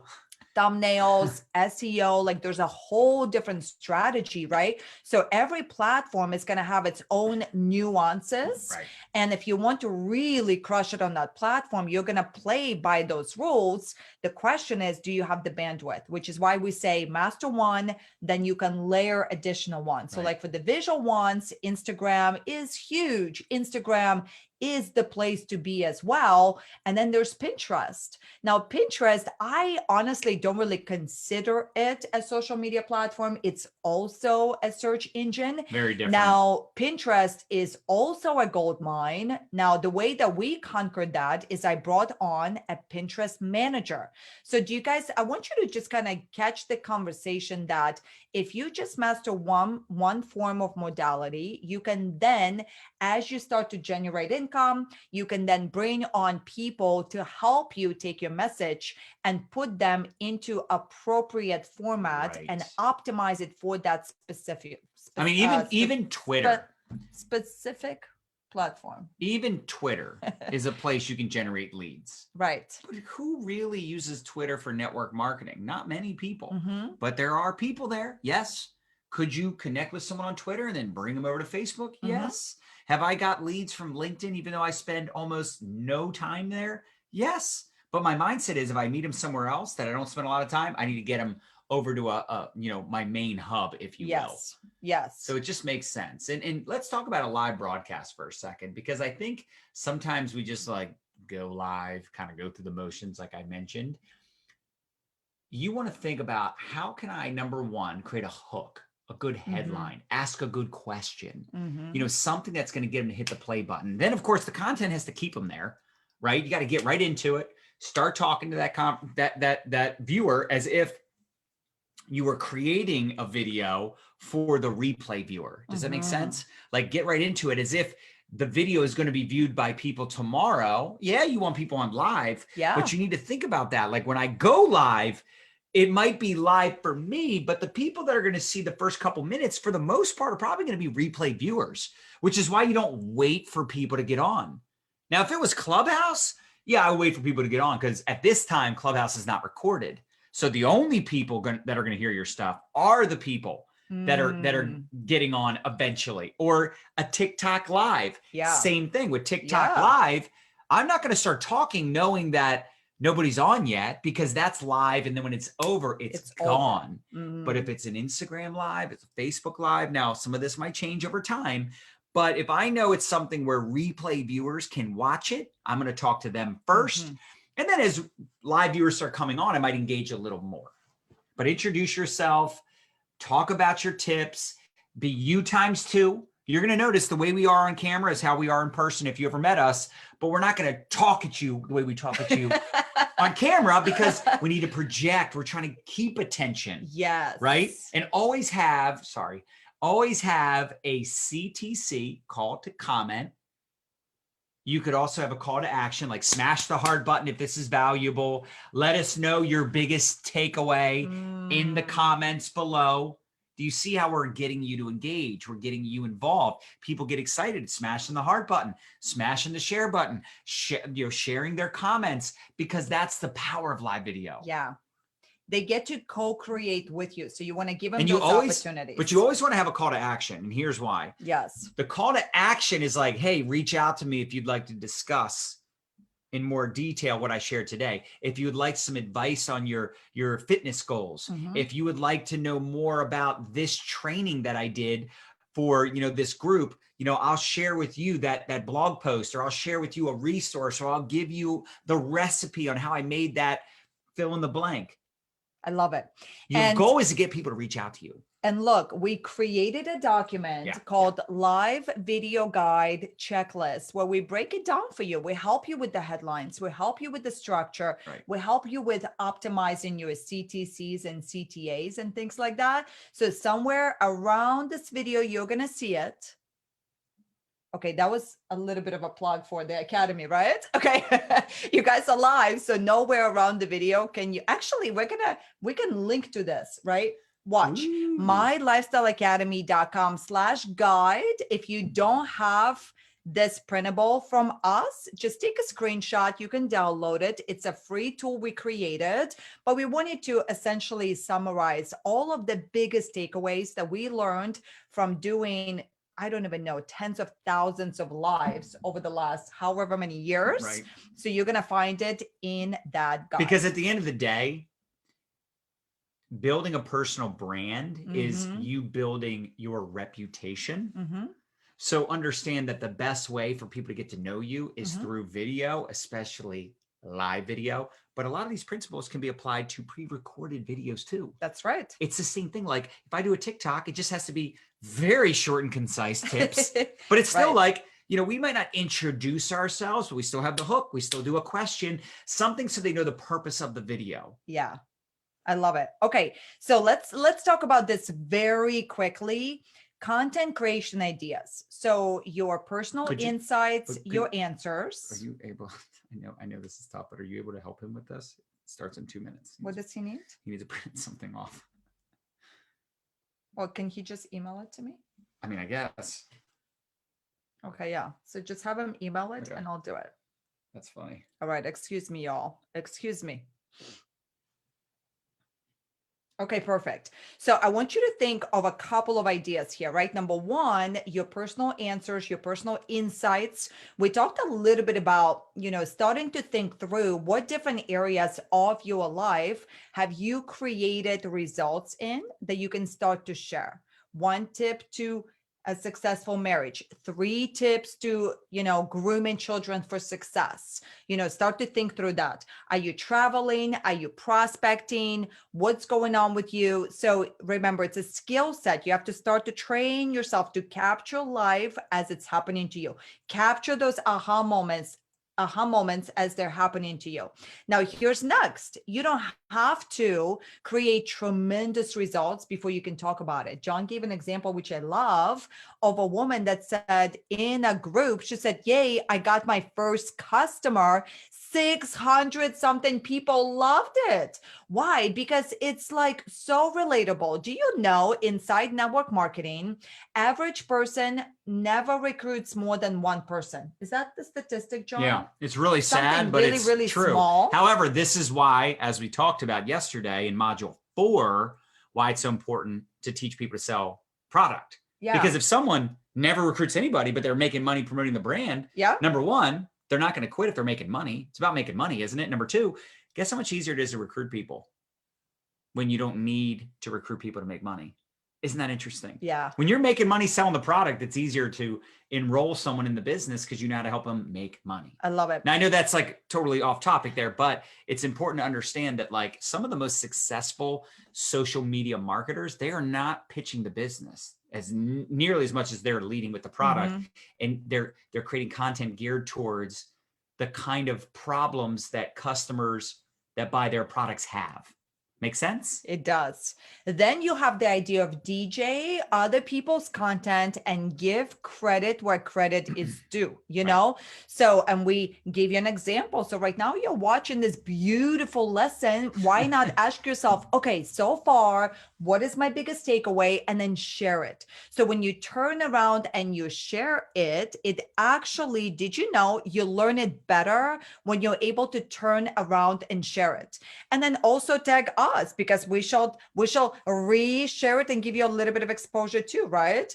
So look, when you can teach someone something that they've been struggling with for a long time, you become their hero. And last but not least, you can interview other people, right? You can interview other people, and it makes content creation so much easier. Right, John? I got it. Oh, you did? Okay, good. Perfect. All right, go ahead and talk about it, please. So I think this is also a really good idea is, you know, when you're coming up with headlines, to analyze the headline ahead of time and make sure it's something that would do well. And this website is really great because it gives you a percentage in the form of like, you know, you could test out 3 different headlines that are all kind of the same thing, but a little bit of a distinct difference in each one. Like how to this, 3 ways to do that. What do you want to do with this? And it's like these 3 headlines that all might be about the same the content's the same, but different headlines, and it'll analyze each headline, tell you this one's got 42%, this one's got 58%, this one's got 61%. Use the one with 61%. It's got the best percentage, which means the most people would probably be Googling or be interested in that question context than the other versions. Does that make some sense? Yes. So just take a screenshot of this. We don't have a lot of time to go into too much more detail, but it's very simple. You put in the headline into the headline analyzer, and it'll give you the feedback as to whether or not it's a decent percentage. We typically try to make sure the headline's over what, like 50%? Yeah, 40, 50%. Right. And then sometimes if it's like 20%, it's like, if you get it to 100, you're a super genius. Yeah. Okay. Now you can also Google keyword magazines. Okay. So here's an idea for you. This is a super awesome headline hack because think Good about luck. it. When you're Sure. in the grocery store, right, and you're waiting to get checked out, usually they put magazines. So I want you to start, again, think like a marketer, look at the magazines and start to notice what headlines catch your attention. exactly. Like 3 ways to lose belly fat without starving Oh yourself. my gosh, flat belly, finally. Right? All right. How smart is that, right? Yes. Because you're giving the yay without the boo. Yeah. How to kill a spider without getting anywhere near it. Exactly. And these magazines spend a fortune to hire the best copywriters because essentially what sells the magazine is those headlines that are on the cover. Right. So start noticing, create some kind of note in your phone. When you see a headline, you go, wow, that's a really good one. It made me Right. stop and look. So how can you repurpose it for you? Do you get it? Okay, so let's quickly just showcase TikTok. I know that we threw everything at you. Actually, let's take a little break. How are you guys doing? Are you doing okay? Is your mind And I'm sorry, becoming blown? Did you give them the askthepublic.com? Answerthepublic.com. We did it in the previous module. You did, didn't you? You did. Okay. I did. Answerthepublic.com is also It's money. also really good. I love really, Answer really the Public. Because you could just put health and wellness, and it's like all these freaking crazy questions that people ask, and it's just like you could do content creation for days. For and again and again and days. again. You don't have to be an expert. You Yeah. could say, listen, I just read this article. I'm going to start trying this. This is genius. I need to get rid of these freaking love handles. This is going to work. Anyone else want to commit to doing this with me? Here were the 3 tips. Boom, boom, boom. Who's in? I'm excited. I'm going to be taking my supplements the whole time. Best supplements in all of network marketing. Amen. Hallelujah. Let's do this. And people are going to not only be like, wow, those were great tips. Not only are they going to maybe want to do this with you, even though you haven't gotten the result yet. Yeah. You're not an expert. You're just saying, I want to do it. Who wants to do it with me? Right? I see all these people promoting the 75 hard as an example. Yeah. It's like a workout that's real popular these days and has been for the last couple of years. Like, this is not rocket science. You're taking people on the journey with you. Don't say, well, I'm going to wait till I'm skinny. Then I'm going to tell everybody about my weight loss. No. Everybody's just going to be pissed at you. Right. Why are you holding back? Yeah. Yeah. If you're just starting a business, you better reach out. You better talk about it because imagine some of your best friends going, wait a minute, why didn't you talk to me when you first got started? And now look at you Exactly. living the dream and I am struggling. And you could say that. You could So say, we listen. need to stop being selfish, You y'all. could say, listen, I wanted to let you know before I get rich how I'm getting rich. Okay. I wanted you to know before I get super skinny and sexy what I'm Super skinny and sexy. what I'm getting into. Oh, Right? that's Whatever. awesome. You're just, you got to start like just number 1, be a human first, marketer second. You got to have fun with it. Yeah. And TikTok is definitely the place to have some fun.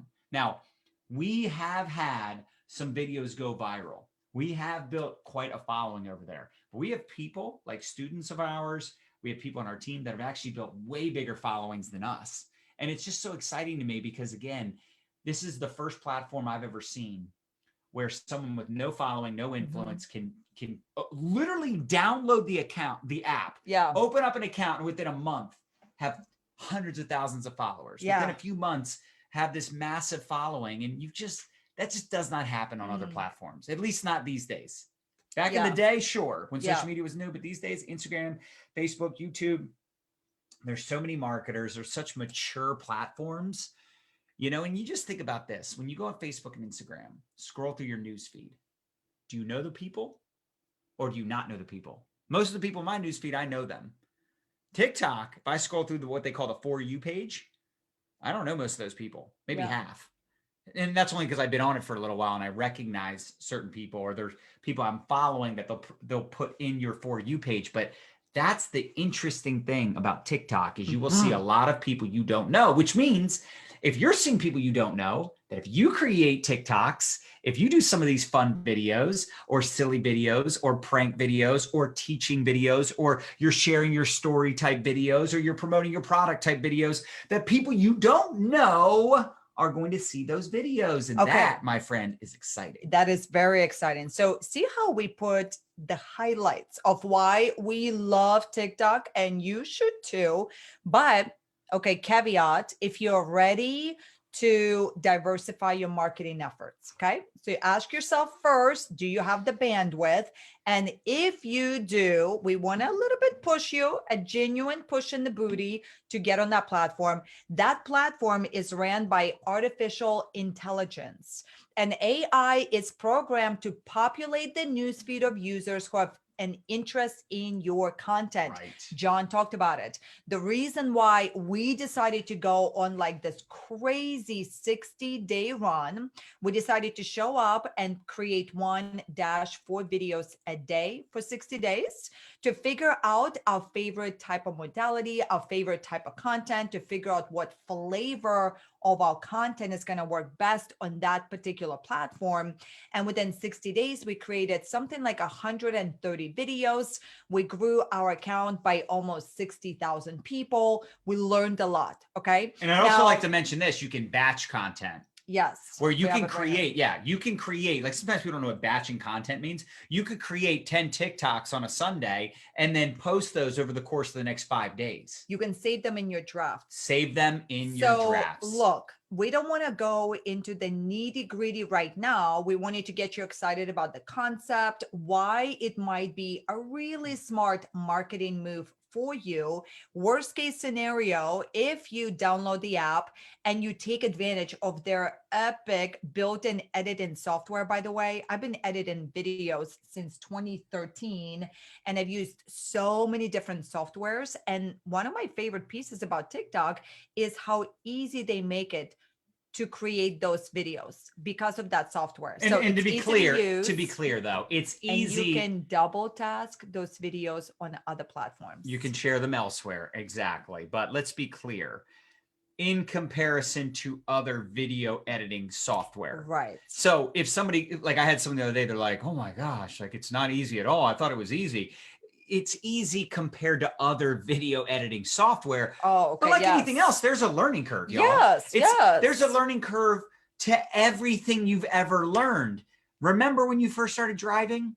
I don't know about y'all, but I was freaked out. I didn't want to drive on the highway. I have some friends of mine, they're like, I couldn't wait to get on the highway. I was like, really? Dude, when you drive between like the barriers, you know, the barriers like that are like on the shoulder, I would be so stressed that I was going to run into them, right? The point is, now I wouldn't recommend this, of course, but I could be, you know, driving with my knee. Oh, baby, let us stop. Eating a sandwich, which I never really eat sandwiches. Baby, like people understand, right? You're not even like paying attention. You drive for like an hour and you're like, I don't even remember how I got here. Cause it's just so, you don't even think about it, right? It's second nature. It's second nature. But when you're brand new, dude, you remember. I remember when I first started driving, still today. I remember it because I was so nervous. The point is, eventually you'll get to a point where you're not struggling with creating content. You're not struggling with live video. You're not struggling with making a TikTok. You're not struggling with any of the things we're talking about. Just, you have to get over that fear in the beginning. You have to get over the learning curve. It's just the way it is.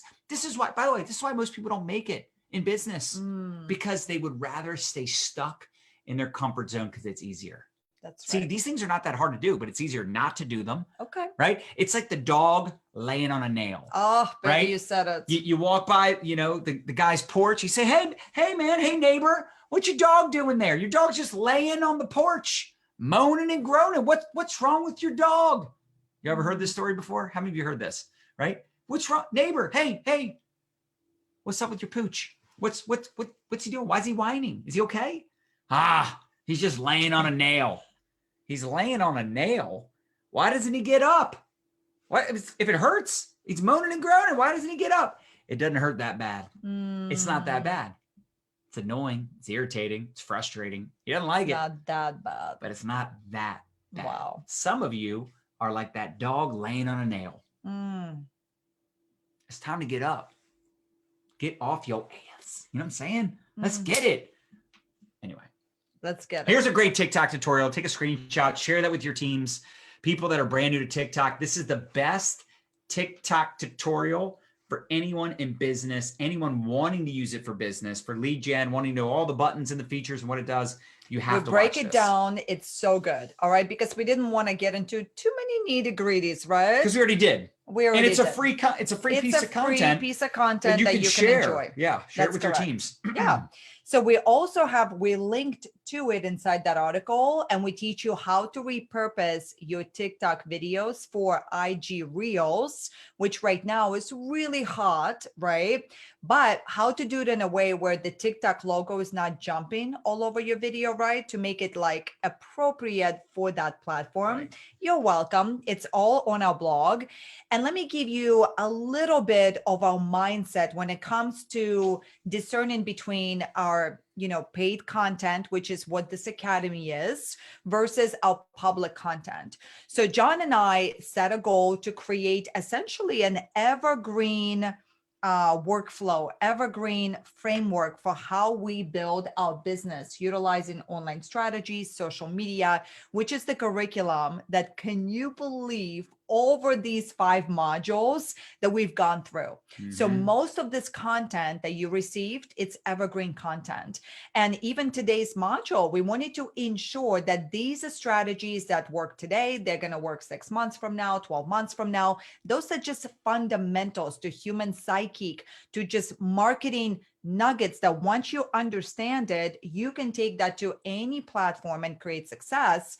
Now, when it comes to what is working right now, what social media platform is hot, what feature on what social media platform is amazing, this is why we created our Money Monday with the Meltons show, where every single week we show up live on our page and we teach you, okay, here's what we are doing. Here's how we're using this platform. Here's what we're noticing right now, specifically on Facebook, that used to work, that's no longer working. So that's how we keep you in the loop, essentially, on how we are pivoting with the times. Because if there's anything that we've learned about social media, is that stuff continues to change. Yeah. So, and here's the thing. Every single Monday, we have our Money Monday show, like Nadia mentioned. Yeah. Guess what? You could do the same thing.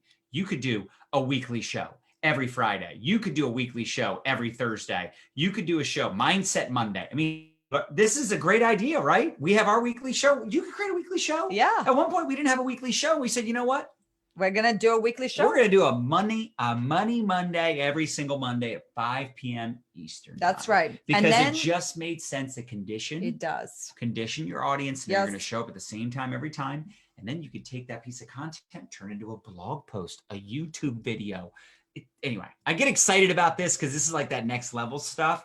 But this is the kind of thing that if you're like, hey, I'm ready for that next level, this is one of those things you go, you know what? I'm going to commit every single Friday, every single Saturday, every single Sunday night. I'm going to go live. I love it. Okay. So you got the evergreen framework, right? ATM Business Academy. That's what that is. And then for what's happening now, updates, social media, all these things. Then we have our blog. So make sure that you go to mylifestyleacademy.com and we give you an opportunity to subscribe to our newsletter. So that way we keep you in the loop with the newest, latest strategies that we're employing on social media. And as you know, our heart, we love to turn around and teach you what it is that we are doing. And just have fun with it. Yeah. I mean, please have fun. If you're not having fun, you're doing it wrong. You're putting too much pressure on yourself. Give yourself some grace. There's going to be ups and downs, right? We get involved in a business like this and it's like, this is amazing. Woo!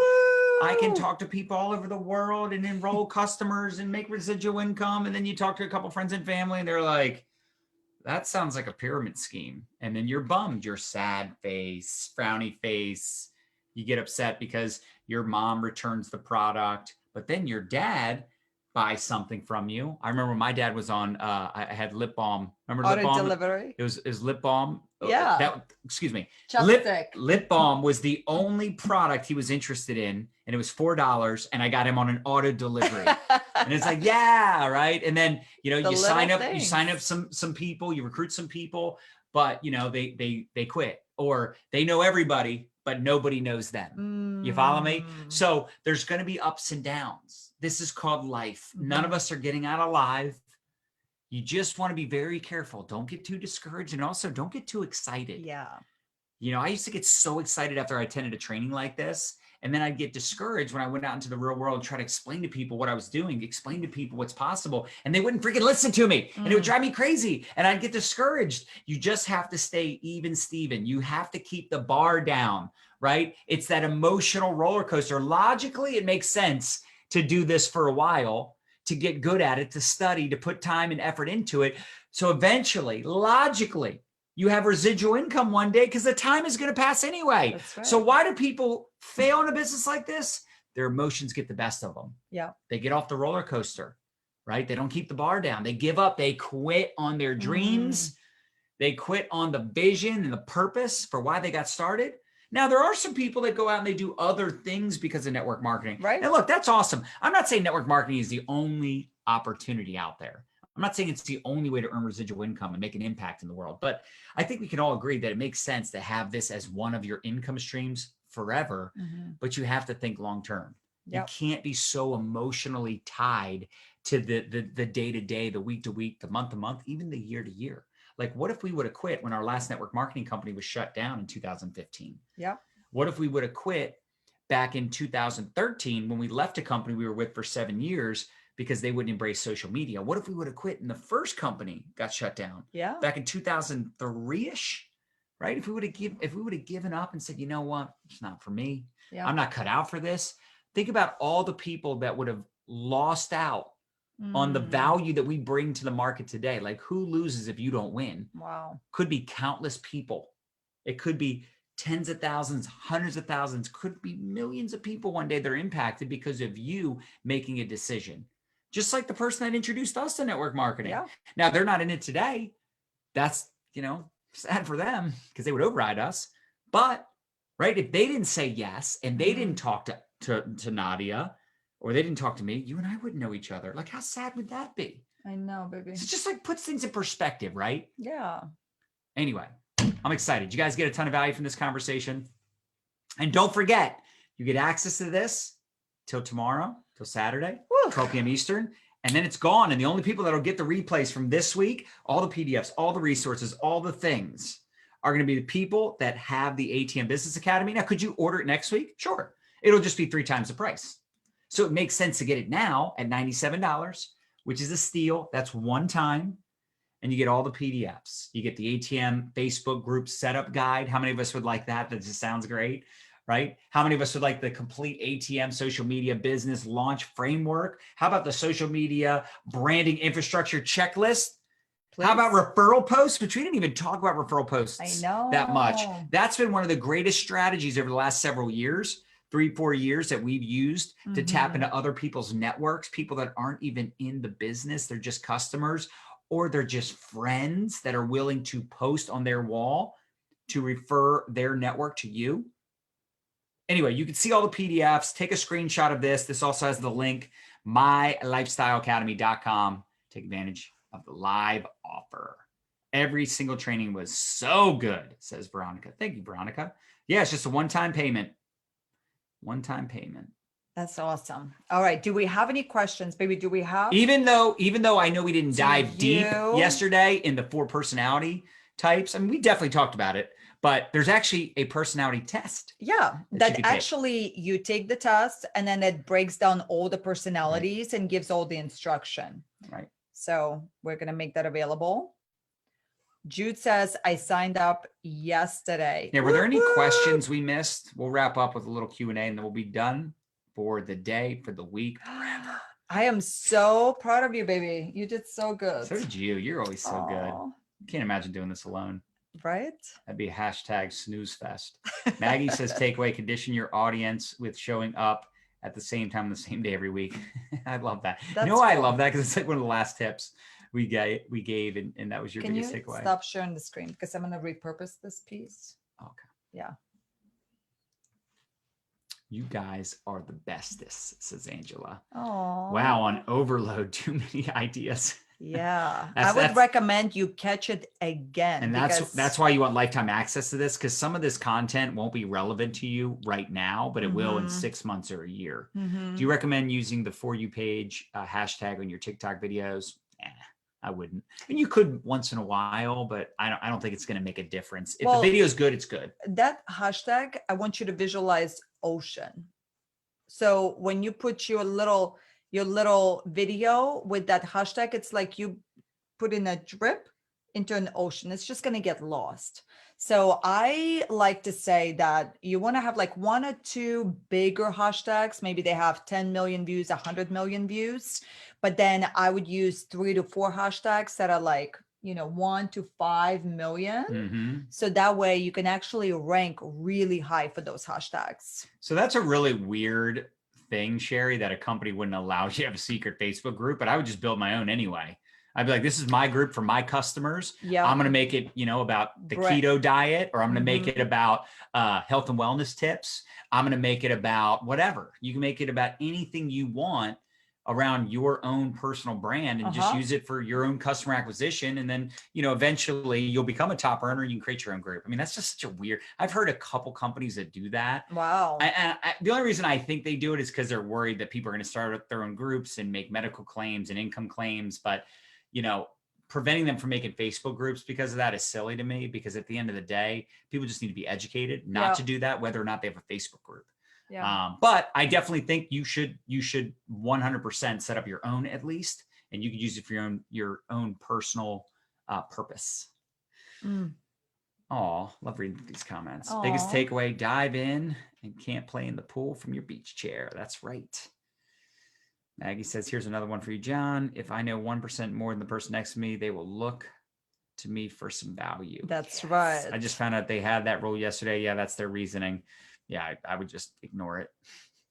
Well, not ignore it, but I would position it as your own, Right. Like you're making your own group to build your personal brand. Boom, exactly. Where you can just provide generic value. I would follow the 80-20 rule. Yeah. So 80% of the time you're going to educate and you're going to be quote unquote generic in your tips. And then 20% of the time you can showcase the fact that you represent a brand that helps with XYZ benefit, right? And then of course we're just assuming that you're playing by the rules. So we need to avoid medical claims, all those different things, right? So make sure that you follow, of course, the rules and regulations, but I would position it as like, this is my branded group. But we talked about how marketing, it's all about you building a community, and then you're going to generate leads inside that community. So that would be, the way that I would position it. Veronica, as far as the Mister, those of you that want the Mister or the tracker, it's just our website, mylifestyleacademy.com/Mister for the water Mister /tracker for the 90-day tracker. And Karen says, so hyped to share all of this info with my husband this weekend. Excited. Wow. Suzanne says, great help. Mara says, this was so good. How many of you guys Cecilia says she still can't figure out how to activate the followers button. Oh, okay. Our team can help you. All right. Kyle or Bam, can one of you guys help Cecilia, please? That would be great. That would be really great. Also, social media prospecting and recruiting in 21-day challenge. I'm not sure what she's asking.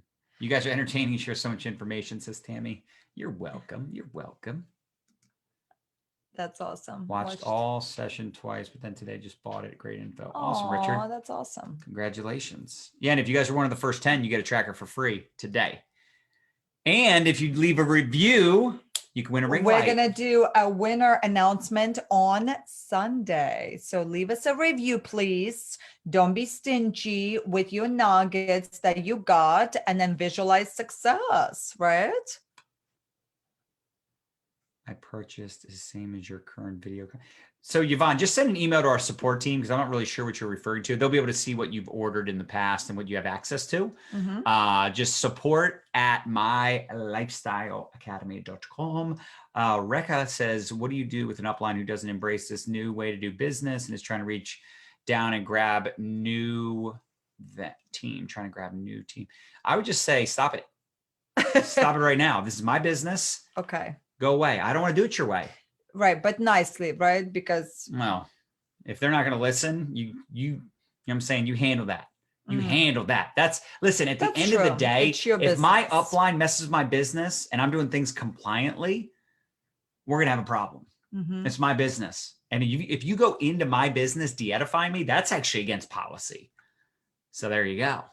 Cecilia says, aha moment. What is the percentage of friends have talked to in the last year? Exactly. Most of us, it's a very low percentage.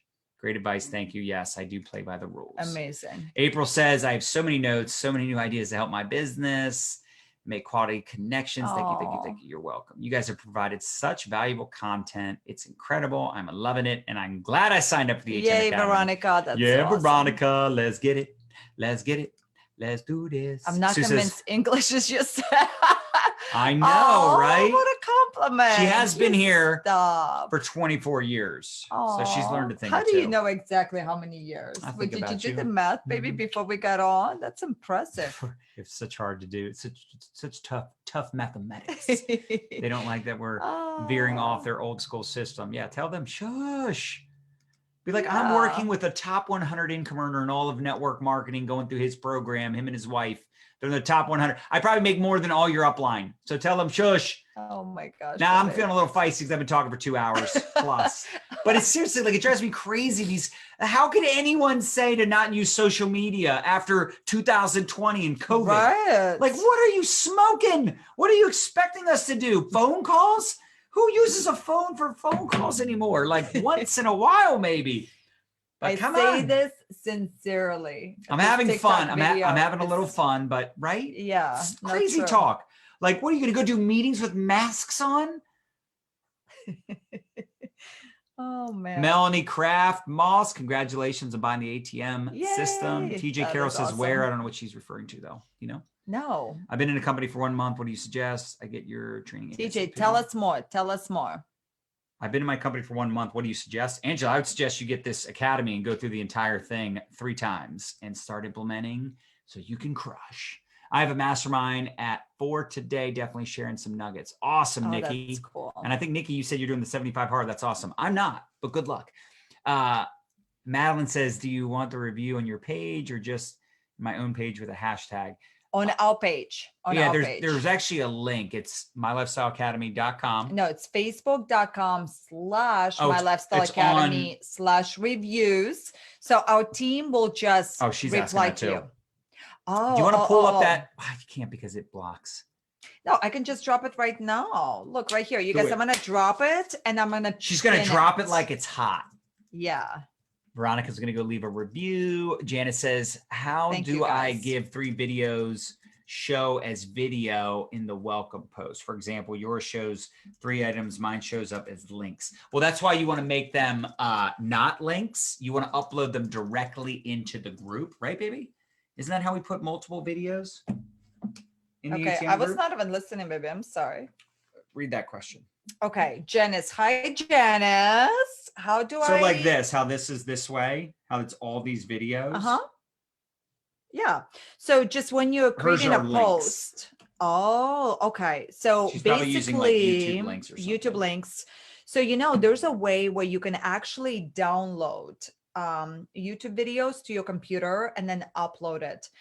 If you just Google that, there's tools that allow you to essentially grab the file from YouTube and then you can upload it to Facebook groups. So the mindset there is, once I get people into that secret community, I don't want to then link outside of the community. And you know what happens on YouTube too? Then there's like smart marketers that are running ads, distracting your people, right? So my recommendation, if you can, download the videos from YouTube, upload them into your pinned post on Facebook. So that way all the content is right there curated so you can keep them close to the fire. Does that make sense? And now you're also accumulating all of the social proof inside the group Yeah. versus taking them You off really of don't. You Facebook. really don't want to use links. Yeah. So, and actually my team is on. So maybe Bam, can you share with Janice the link that you use? So Bam is the one that, set up the group so she can help you with Look what how Jasper to do said. it. I agree, Jasper. There's no better ATM. There's no better system than ATM for duplication. Yeah. Anybody that says there is, it's like, okay, that's cute. That's cute. And by the way, we're always evolving, right? We're always improving, improvising. Like if 5 years from now, ATM is not the system, we'll figure out something else. But this system has stood the test of time. And unless Facebook groups go away, which that ain't happening, right? This is like their number one thing these days, are Facebook groups making online communities. It's going to be here for a while. Like some people think it's like a fad or it's not duplicatable to build on social media. And look, again, we're always evolving. We're always willing to pivot. But in my experience, there's nothing that comes close to the simplicity of add, tag, and message. Do my shipping and watching. If I can go back and watch so I can pay more attention. Oh, Yeah, thank Angela. you, Karen. Angela, this will be up until tomorrow, and then it goes away. And the only people that have access to this are people that have the ATM Academy. Karen says, you guys are so cute and genuine. Oh, Cecilia, I just hovered over your name and there's a follow option. Yours is on. Oh, you're She good. probably just didn't know it was on because you can't see it from your own page. Right. Yeah, it's on. People can follow you. Boom. Can you both look at the camera and smile? Problem Ready? solved. Ready? Okay.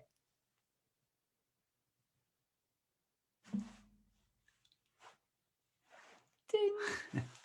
I'm trying to join, but I'm having any luck. Could you please help me? Madeline, email our support team. They can help you. support@mylifestyleacademy.com. I don't know phone numbers. Heck, how do you dial? Exactly. I don't even know people's phone numbers. Right? Like I memorize. Like I have yours memorized. Okay. Do you have your kids memorized? No, never dialed their numbers. How dare you? I have my own number. Oh, I don't even, guys, I have 2 gosh. phones. I don't know the phone number to this. Oh my I literally don't know the phone number. Always a bomb hanging out with you guys. The nuggets are amazing. Tag my team and definitely signing up the ATM Business Academy. We love you. Let's go, Keisha. Let's do this. Let's do this. Samuel says, I want to thank you for the amazing training. Oh, you got it. I love it. You guys are the bomb diggity. What are these noises we're making? Bomb diggity. Can you drop the link to get the course again? Gosh. Hey, can we put this back on? Yes. And actually, Kyle's in there responding. Kyle, you are the man. It's got to be the middle of the night for Kyle, and he's always on. Yeah. He's always responding. Such a dude with the spirit of excellence. Kyle, we love you. Thank you so much. Okay, let me put this up for you guys. Yeah. All right. So you can see. Take a screenshot of this because we're done for the day. We're done for the week. This was lights out, ridiculous. I would recommend you get your teams to watch the replay before it's gone. And look, if you guys are having any issues with anything, links, reviews, anything, just email support@mylifestyleacademy.com. So you see our website? That's our website. So if you do support@mylifestyleacademy.com, that's our email. Simple as that. Jasper says it's 3:20 in the morning. What? All right, let's wrap it up. We're done. All right, let's go. We're at 85,000. Let's go. I got a day to be involved in. Got some work to do. Y'all are amazing. Hopefully you got a ton of value over the last 140 minutes. That's all. And we appreciate you. We'll see you on Monday for Money Monday, 5 p.m. Eastern. Have a good weekend. Peace out. Bye-bye. We love you.